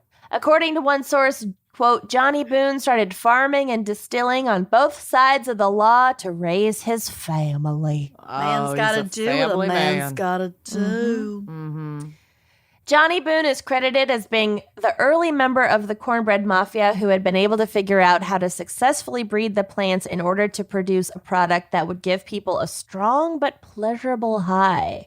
Now we're talking. Boone, who is described by one source as, quote, an imposing man with a Santa Claus beard and omerta, the Italian mafia word for code of silence, Oh, loyalty. tattooed across his back. Oh. And there are Wow. photos of this guy on the drive. He does look like Santa Claus. He does. I was peeking at him earlier. Oh, with a big old doobie. Check him out. Yeah. I like how they have his eyes crossed out in this one, but not the next photo. Right. He was first arrested in the late 70s when authorities found his growing operation, and he just surrendered. But they didn't realize that he was likely the kingpin of like the whole syndicate. Oh my god. Can we talk about his nipple for a second? Let's. which one? What's wrong with it? It's just a little Oh. folded. The A little doobie small photo. and folded. It Some kind of nipples looks are like a folded skin little. tag. It Yeah. looks like a skin tag. And it's Leave also his the nips only nipple you can alone. see in his mugshot. It's a bit much. Maybe he only has one. Yeah. Maybe he lost the other one in a marijuana growing accident. His auger Smoking caught it. pot will decrease your nipples, everyone. So Will just watch decrease. out. I don't Your think that's true nipples. because I Yeah. smoke a lot of pot and I think it might increase your nipples. There's no way to know. There is a way. I'm proof. Correlation and causation, my friends. The wall behind you is covered in nipples. Just huge. Tracts of land. So they catch him. They think they get him for just like one small growing thing. They have no idea that he is the Right. real brains behind the operation. He serves his time. It's not a long sentence. He gets out. Yes. Then in 1987, there was a massive DEA bust of 70 Kentucky farmers, Oh, geez. Boone among them, who had been operating a network of 30 large-scale farms across 10 Midwestern states, Whoa. cultivating hundreds of tons of marijuana every year. He's an Jesus. entrepreneur. That's But a even- lot. He's franchising. It's a lot. They had to have entire farms that they just planted fake crops because they had to have somewhere to They store got their equipment for all the other farms. and probably launder a little money through those farms Yeah. too, I Oh, would yeah. imagine. Yeah. It makes sense. It's genius, Yeah. honestly. So even after this enormous takedown, the code of silence amongst the cornbread mafia didn't waver. Airtight. According to one source, of the 70 men arrested, and actually it was 69 men and 1 woman, but whatever, 0 of them cooperated with authorities. That's awesome. Of 70, That's amazing. I like that. which thwarted a case against the suspected ringleaders. Internal documents describe the proposed prosecution of the ringleaders as futile because of the group's collective silence, end quote. Cornbread is thicker than water, y'all. Mhm. I got cornbread in these veins. Still, this bust was a turning point in the DEA's conception of the drug market in America. Quote, before cornbread, the DEA assumed that the vast majority of American pot was smuggled in from Latin America or Asia. Racism. Little did they know the most ideal conditions for growing cannabis was the Kentucky bluegrass region, starting with Marion County. Right here in their own backyard. Made their own in 15th state. America. This time, Johnny By Boone... American. I don't know. It's a gift. It's a gift. I don't know. This time, Johnny Boone spent more than 10 years in federal prison, so he copped a longer sentence. When he was released, he went right back to growing and smuggling Well, marijuana. yeah, he's got to make up for last time. This continued until 2008, when federal agents raided his farm in Springfield, Kentucky, and seized 2,400 marijuana plants. Woof. It was likely just the very tip of the iceberg. Mm-hmm. Realizing that he was now facing a possible life sentence without parole under the 3 strikes rule, Boone fled. Thanks, Clinton. Yeah. He was featured on an episode of America's Most Wanted, More smartass, most wanted. which may have had the opposite of its intended effect because he soon achieved national folk hero status. Yeah, everyone's going to hide him now. We got to protect this man at all costs. Save Pot Santa! Save him, the cornbread king. Yeah. I would harbor that man. I would harbor him with my life. I would harbor him and his one weird nipple. Mm-hmm. I'm in. I'm all in. I'm all both nips in. in. I'm nipples deep. A Facebook group I'm jumping called in with both nipples. Nippy Kaye, motherfucker. Nice. Well done. With our 3 nipples combined, we'll take over the world. So, a Facebook group called Run Johnny Run was devoted to sending messages wishing him well in continuing to evade capture. I want to join that.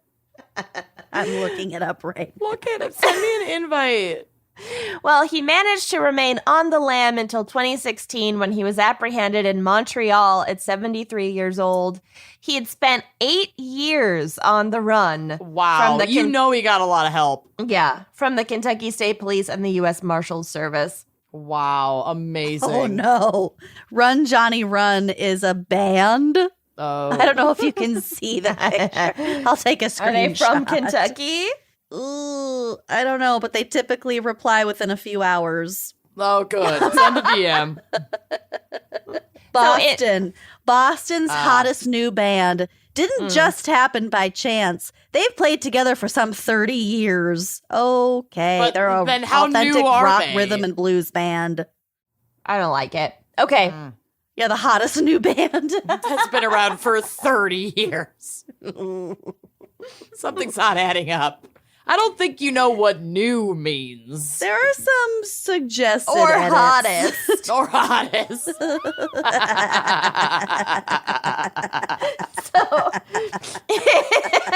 In 2017, Boone pled guilty to a single count of conspiring to grow and distribute more than 1,000 marijuana plants. Wow. The Washington Post described his guilty plea as, quote, presumably the end of a drug career powered not by the stereotypical lusts for a flashy lifestyle or power, but simple economics. Indeed, Boone has been quoted as saying of his decision to grow marijuana, quote, we're from a poor place. I don't think anybody here is into any kind of thievery.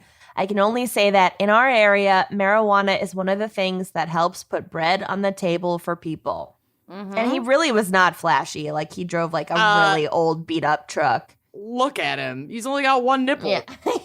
How that's flashy also- can you be? That's just how it is for a lot of, like, for example, communities of color who were ravaged by, like, I don't know, crack cocaine. You know, it's just what Redlining. it's just what White a lot of people supremacy. did. It's what a lot of their families did. It's just Yeah. how people operated in order to make a living. Yeah. And yes, I've been watching The Wire. Yeah. Yes. If you So couldn't I know tell. all about it. Where Well, the they fuck talk- is Wallace? They talk a lot about where is Wallace. Well, we know where Wallace is now, but So in 2018, Boone was sentenced to 57 months in prison, despite the fact that a few years prior, Obama had commuted the sentences of 22 nonviolent drug offenders, including 3 Kentucky men who were part of the Cornbread Mafia. But he had been on the run for like 8 years, so they got him on other shit. In 2020, Boone was released to a halfway house in Louisville due to concerns that his age and health put him at an elevated risk of complications from COVID-19. So he's out. Since Congress passed the 2018 Farm Bill, growing hemp with less than 0.3% THC has been re-legalized at the federal level. So you can grow Okay. hemp, once again allowing farmers to grow it. And, quote, allowing Kentucky to regain its title as the home of the finest hemp on earth. Yes. wow. The same farm bill also significantly eased restrictions on the production of CBD products, which we have promoted on this show, paving the way for some former Cornbread Mafia members to launch a successful and legal CBD business in Kentucky. My, how the Fantastic. times have changed. That's great. Good And for the- them. I know my case was long, but I have like one other story to like 2 other stories to like tell you. Oh my about. God. Okay. We're not going to get to my drunk time. It's fine. It's funny. Okay. So the FBI or maybe the DEA at one point were trying to get undercover agents to like infiltrate Marion County, but they couldn't because it was such like a close-knit, tight community. So like any newcomer, people were like, who the fuck are you? So they set up a fake bar. They literally Yes. started a bar called Tomfooleries. Ooh. And everybody working in the bar and like the fake owners of the bar were these agents undercover. Oh my God. I love it. And so like a few months went by, whatever, they were like getting some information and then somehow their cover got blown and they still to this day don't know how. And they had to like abort the operation and shut down overnight and just like lost all of all of the costs of setting up this entire bar. Amazing.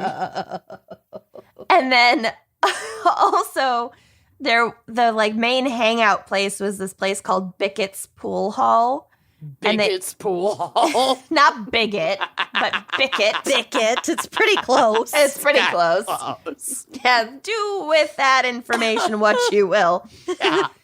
So they had this pool hall that they all hung out at. At one point, like this motorcycle gang called the Mongols came to town in the 80s, and they tried to like take it over because they were like this like bad, like gnarly motorcycle gang, and they thought They're like, we're Bickets too. they thought they could do whatever they wanted. Mm-hmm. And so the guys like let them like strut their stuff and like act all cool, whatever, at the pool hall. And then like some of the Cornbread Mafia guys like snuck out and fucked up their like huge massive trailer that they had all their bikes stored in, and like fucked up like every motorcycle in this trailer truck.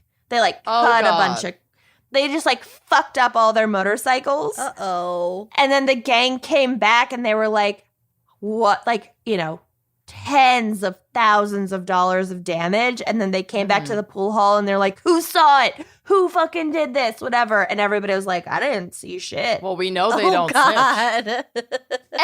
And then they never came back. It's amazing. Like, there are so many good stories.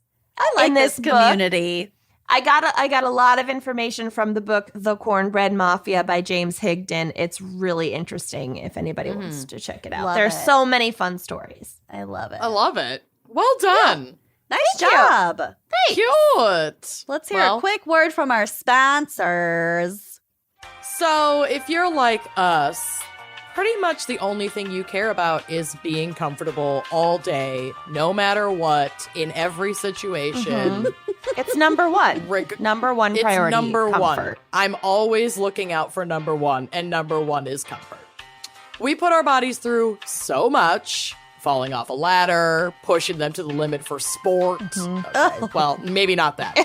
Family, fashion are just plain fun. And when you think about it, it's pretty incredible that our bodies keep up. And Third Love believes every body is amazing and deserves to be treated that way. And that is why they design underwear, loungewear, activewear, and feel-good all-day wear that hug better, hold stronger, and support longer, so you can feel comfortable all day long, no matter what your body faces. And I think the biggest key to finding comfortable bras is finding your real fit, because most people are wearing the wrong size bra. I know I was before I found Third Love, and I took their fitting room quiz. So the fitting room quiz is like a personal shopper, but like better because it's free. And it focuses on your breast size, breast shape, current fit issues, also your personal style to find bras and underwear that are perfect for you and like the daily activities that you're most using them for. And they also have a huge range of sizes, including bras available in exclusive half cups. And they have underwear, loungewear, and activewear in sizes extra small through 3X. So there's something for pretty much everybody at Third Love. I only buy my bras from Third Love now. I have a few of their 24/7 everyday t-shirt bra, I think it's called. I'm wearing one right now. And The lace plunge. I have another classic. I have the 24/7 lace contour plunge. Very comfortable and sexy. And I have the underwear, the lace high brief, which is, again, comfortable, but very peekaboo sexy. So just check out Third Love. They're awesome. Yeah. Feeling is believing, so upgrade to everyday pieces that love your body as much as you do. Right now, you can get 20% off your first order at thirdlove.com/gals. That's 20% off at thirdlove.com/gals. And treat your whole bod. Treat it. So I am super close with actually like a lot of my extended family. I think people are always surprised that my cousins and I, and like my sister and I, we have like a big kind of sibling relationship. Yeah, you all really like each other. Yeah, it's kind of wild. And like we talk a lot, like frequently. There are multiple group text threads. It's kind of bonkers. I could probably tell you what they're doing right now. I know one of them is traveling, and I hope he doesn't get eaten by a bear because he's also hiking. But even though our relationship goes back literally our entire lives, there are aspects of their life that like just don't come up in day-to-day check-in conversation. And I want to learn more about some of the people in my family in a way that's tangible. And that is why I am going to get the gift of Storyworth. Oh, Storyworth is so cool. It's an online service that helps a loved one share stories through thought-provoking questions about their memories and personal thoughts. It like probes. It's not just your average conversation with like a grandparent or whoever. I think it's really good for like introverts like us because we don't like all of the like surface level conversation. We like to like really get to know someone. And I think that's what Storyworth helps you do. Yeah, so every week Storyworth emails a different story prompt, so questions that you've never thought to ask, such as, what is one of the strangest things that's ever happened to you? Or what's a small decision that you made that ended up having a big impact on your life? So Storyworth is a meaningful way to record your loved one's stories in their own words, and there is no shortage of surprises. I've told the story about when I gifted my grandma Storyworth, and she came out with some story about like a guy that, because she grew up in the Dust Bowl during the Depression, and a guy like got lost in a dust storm, and he found their house, and he was like clinging to life, and he ended up working there for like 7 years. That's incredible. That's wild. Absolutely wild, especially that I'd never heard that story before, and it's just so cool. So after 1 year, Storyworth will compile every story, including photos, always important, into a beautiful keepsake book that is shipped for free.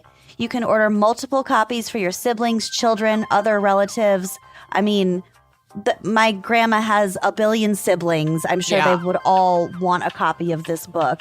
And it's just such a cool thing to pass down and look over it like regularly, because your relatives and your ancestors have some really bonkers stories. It's just important to connect with them in that way. And pass that on.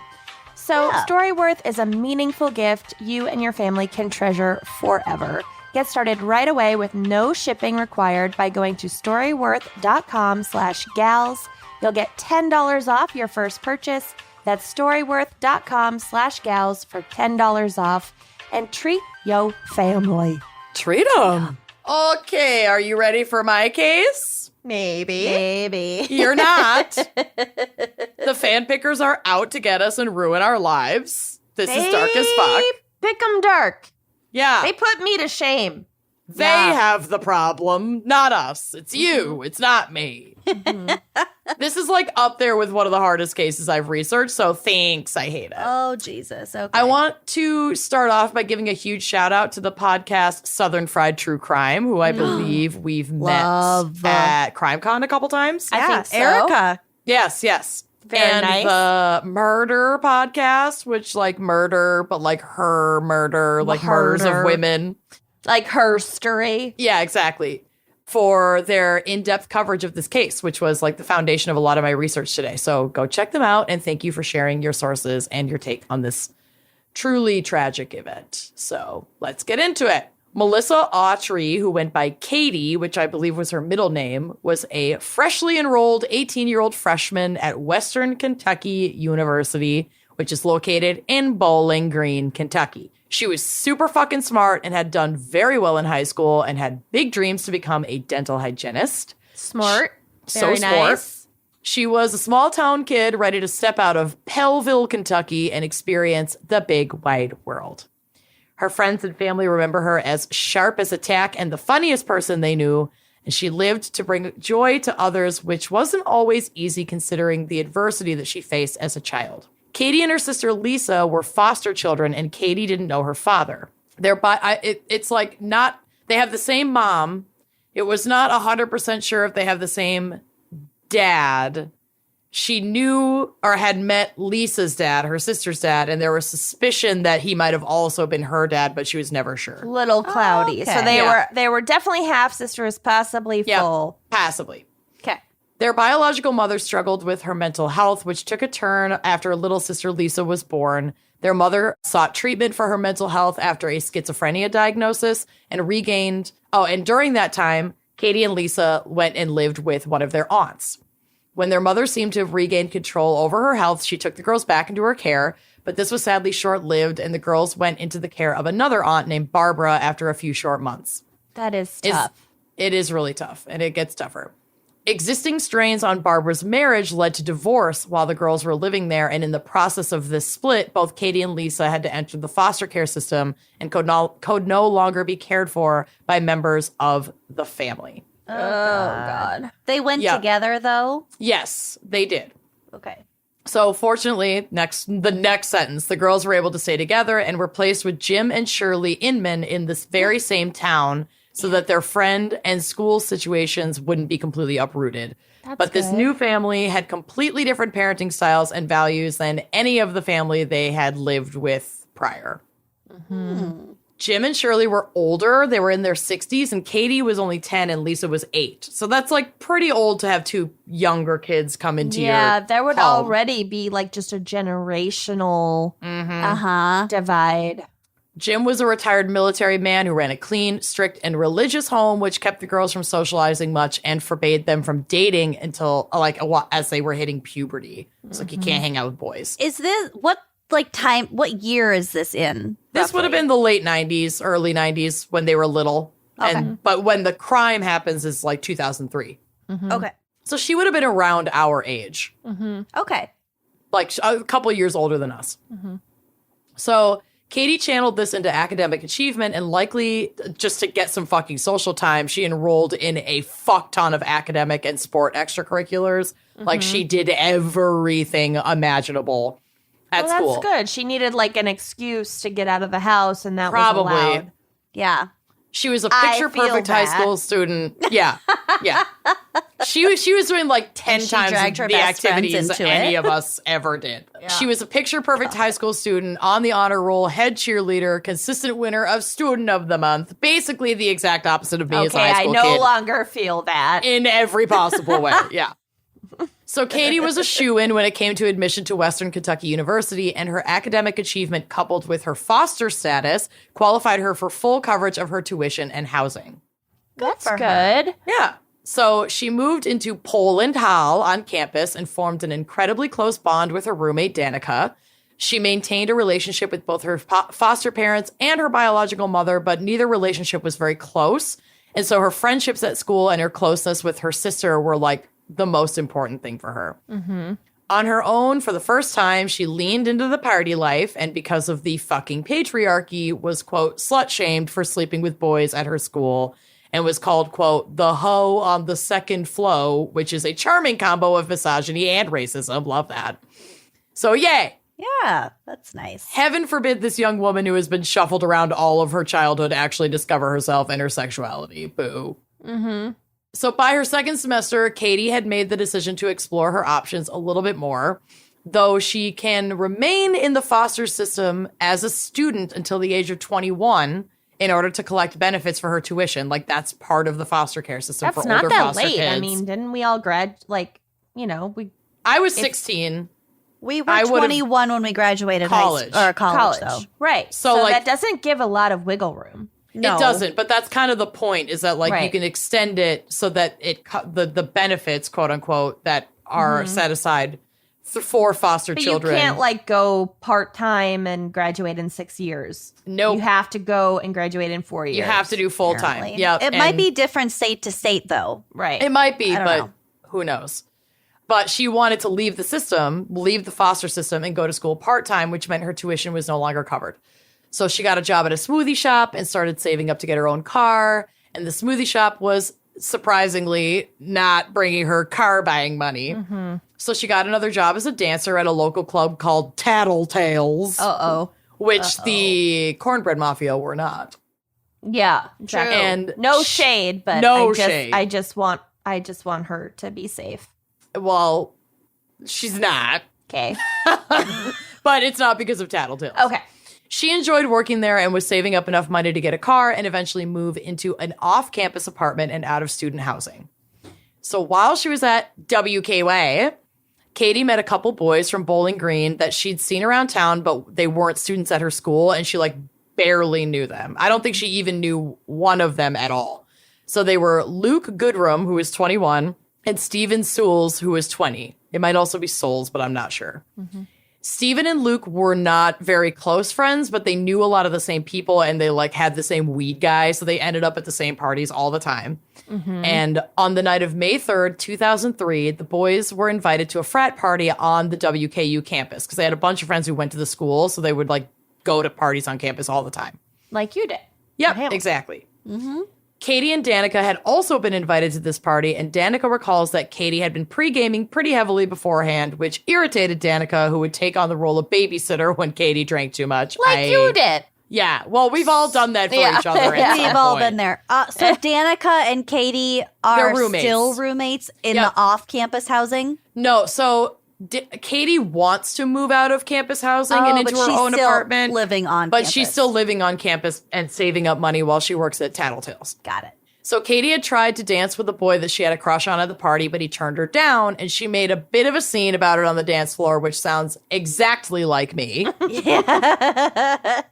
She was eventually asked to leave the party because of her behavior, and one of the frat pledges, so like he's not in the frat, but he's like doing all their bitch work to get into the frat, Right. had been tasked with the sober driving for everybody that evening, which is, I That mean, if you're checks gonna, out. yeah, if you're gonna do like pledge bullying, that's a good one. I like that one. That is the one that we took advantage of for the people that we knew in frats. The only Yeah. thing that I took advantage of was the pledges sober doing cab. sober cab. The good, Yeah. the good Yeah. hazing. That's good hazing right there. Nobody gets hurt. Exactly.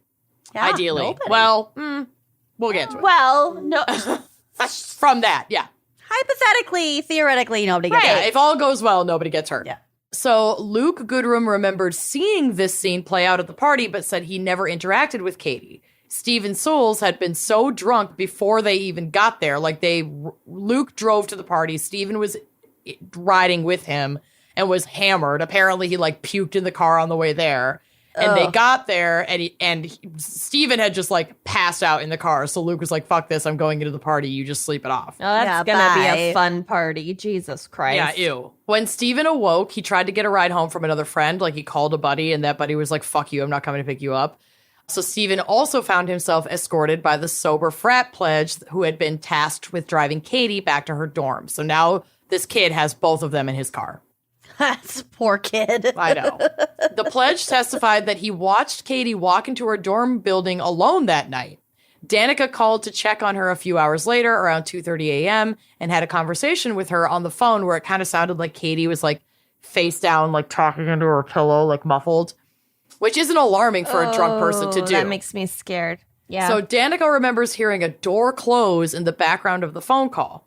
Then Katie told Danica that she was scared because someone had just walked into her room and she didn't know who it was. Danica asked Katie to hand the guy the phone, which she did. Danica sounds like a really fucking good friend, by the way. yeah. Yeah. Yep. Get a friend like Danica. And the man on the line claimed that he was the person who had driven her home and he'd come in to Okay. check on her and make sure she was okay.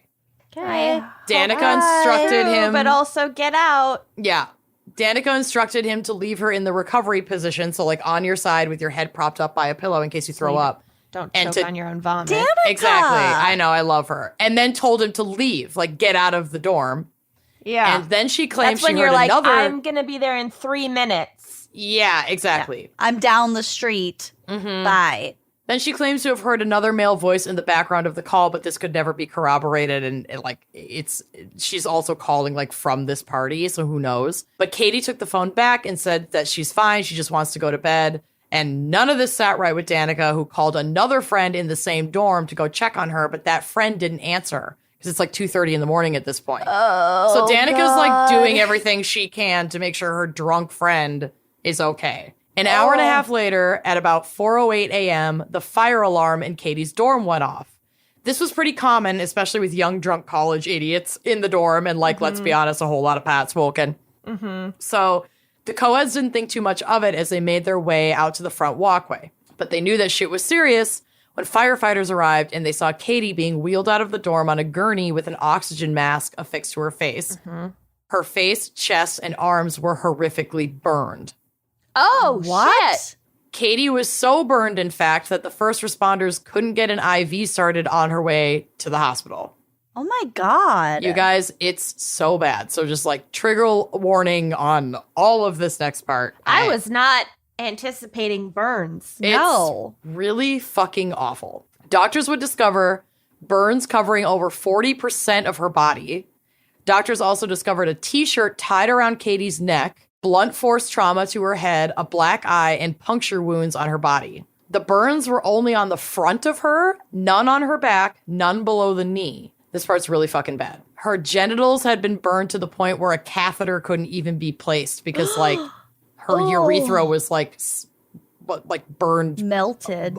Yeah, like off. So she wasn't like caught in a fire. She was Nope. tortured. Burnt. Yep. She was, the burn patterns and additional traumas, like, on her body indicated that these injuries were not the result of an accidental fire and had to have been intentionally set directly on her. That Jesus Christ. my God. Oh my God. Oh my God. Oh my Yeah. God. So knowing these injuries were out of their depth, she was airlifted to Vanderbilt Hospital, which was better equipped to treat her. She was alive at this point. And photos for evidence were taken before the transfer because the doctors and police that were there, the doctors were like, there's no fucking way that this was an accident. Like, something's not right. Oh my When she- fucking God. People are so awful. Horrifying.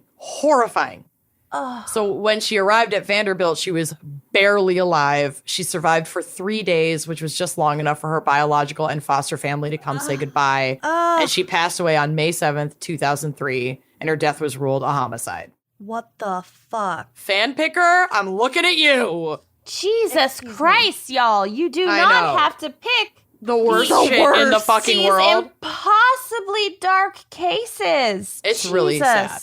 So her autopsy discovered that she had been raped before she was set on fire, and that hand sanitizer had been squeezed into her vagina and rubbed on, like, the doorknob of her dorm, clearly in an attempt to destroy DNA evidence. So this is like Slash, that was the accelerant? No, we'll get to the accelerant.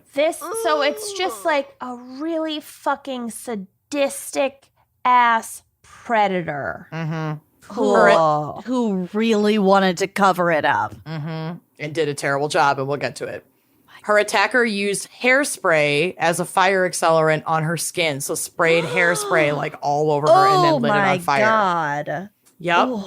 So police begin tracking down everyone who had been in contact with her that night and try to find Stephen Sewells, who would have been, like, one of the last people to see her alive. They contact him by phone at his grandmother's house because that's, like, where he lives most of the time.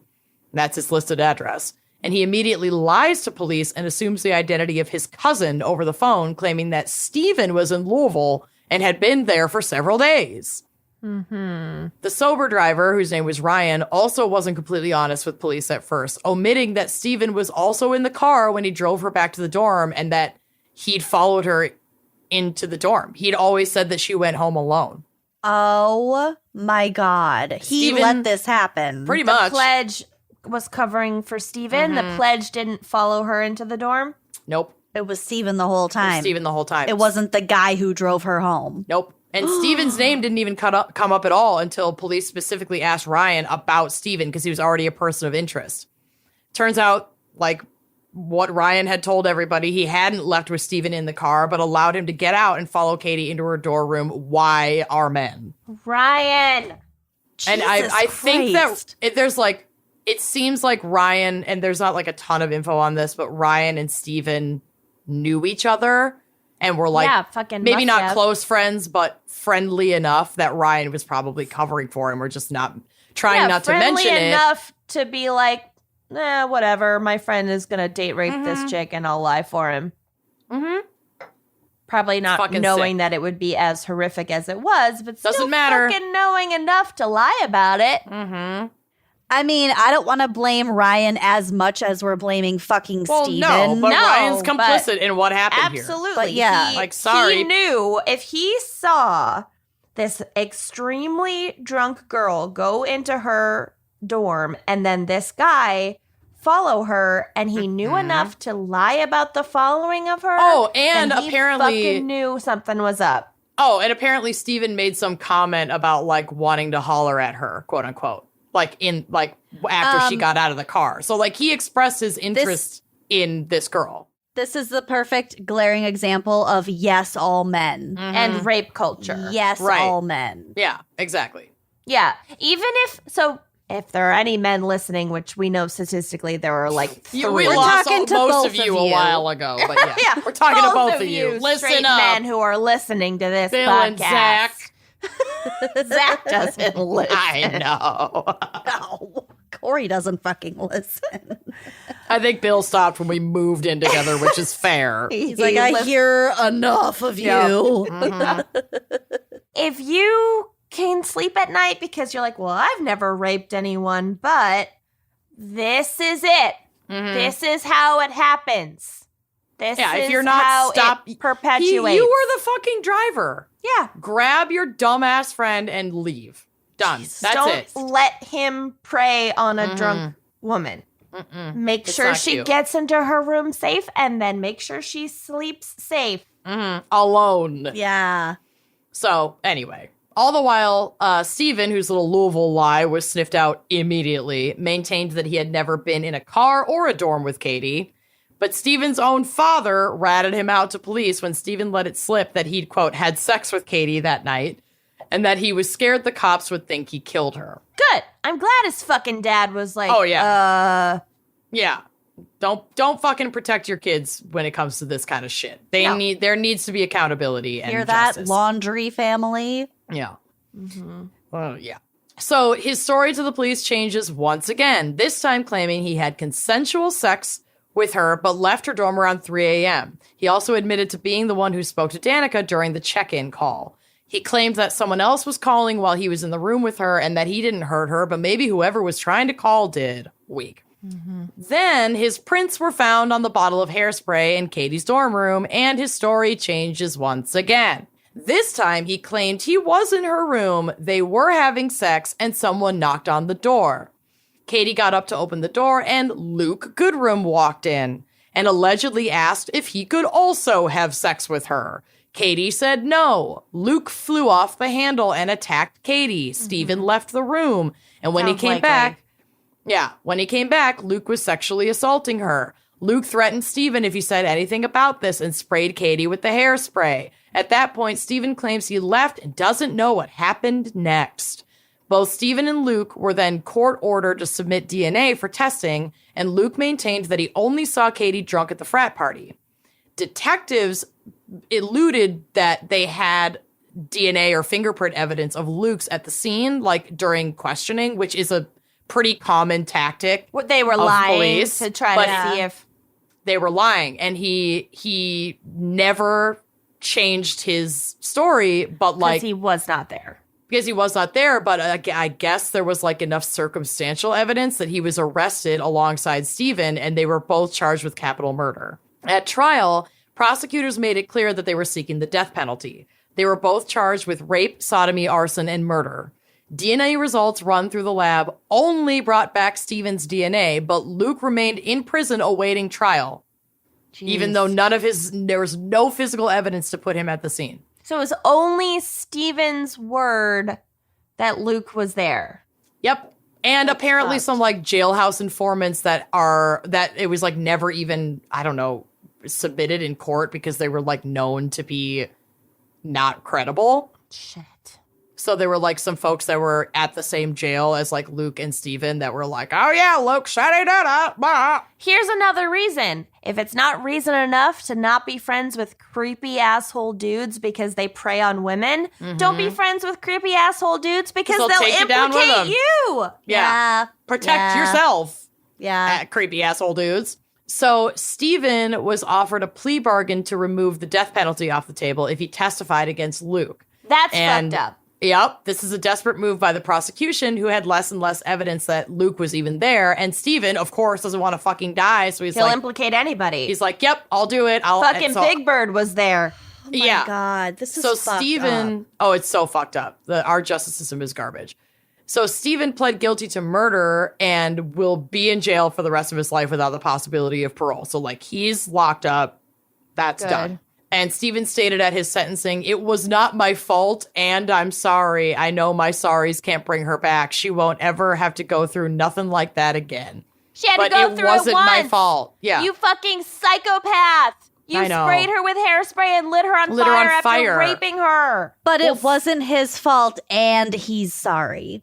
It's Okay. the hand sanitizer thing really fucked me up when I read that. I was like, holy shit. That's It's so terrifying. fucking sadistic and I know. horrible. All of it fucked me It's up, so especially sad. the hairspray part, because when I lived in a dorm with my friends, including Smellin, she's probably listening. And Blanche. We had all that big sexy hair with the Oh, fat yeah. red bottles. Yeah. So much hairspray. Like my dorm room and that specific hairspray are Tinderbox. inextricably linked in my memory. Yeah.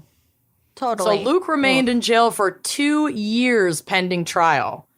And he never changed his story and always maintained his innocence, and without a single shred of physical evidence or witnesses other than Steven placing him at the scene, Luke was acquitted of the charges in 2005. So it's Jesus. Steven who fucking did it. That's that. Although, it's tough. because Ryan should have copped some fucking charges for I know. interfering No with an shit. investigation. I know. I If mean, anyone it's sat very for prison for 2 years, it should have been him. It should have been him. It's very possible that he did receive some kind of like fine or some shit for that, but certainly not enough consequences for his hand in all of this. Hate it. And hate it. Katie's family, it's really complicated because like they're having a hard time believing that it wasn't both of these men. So they kind of think that Luke should also be in jail, which he shouldn't. There's no reason for him to fucking be in jail. He was not involved. And I think that it's just a lot of like grief and pain and misplaced anger. And they were like mad at Danica for like not going home with Katie and like blamed Danica. And it's like Danica fucking did everything She right. did a lot, and we'd have even less if she hadn't done. Yeah, this is not Danica's The fault. checking It's in. traumatic for her too. She lost her best friend. And like if we were all drunk at a party, and we've done this before where it's Yeah. like one person's like, I gotta go, I'm tapped out. And you make sure they get in the cab and you text me when you get home. And you make and sure then- it's a sober driver. right. Like you get in the Uber, you text me when you get home. I'm gonna stay out for a while. I'll see you when I You when check I get in back. when they get home. Yeah. They're coherent enough to answer the exactly. phone. Like Danica and she is said, not put her in the recovery position. I know. Danica Like, did a whole fucking lot to make sure that she was safe.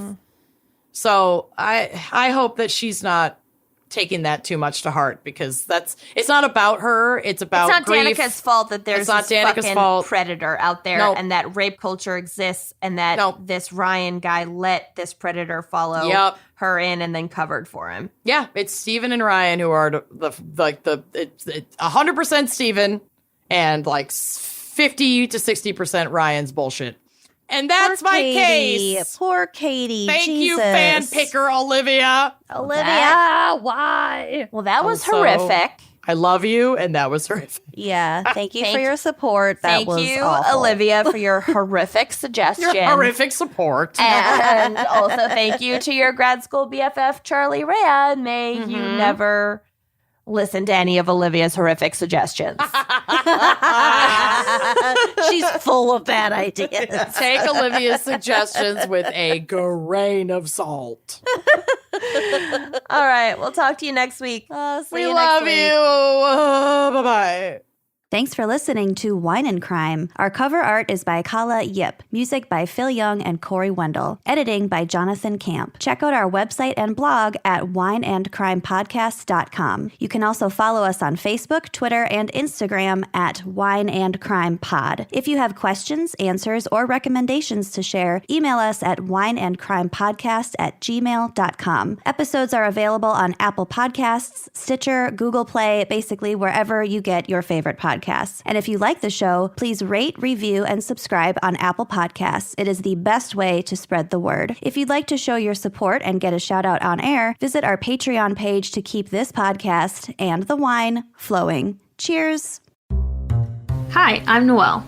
And I'm Riley, and we're co-hosts of our new podcast called Bud Trials. Every other Tuesday, we explore murder thrills. While we're stoned to the gills. Each episode, we attempt to cover 2 true crime cases while we're high off our asses.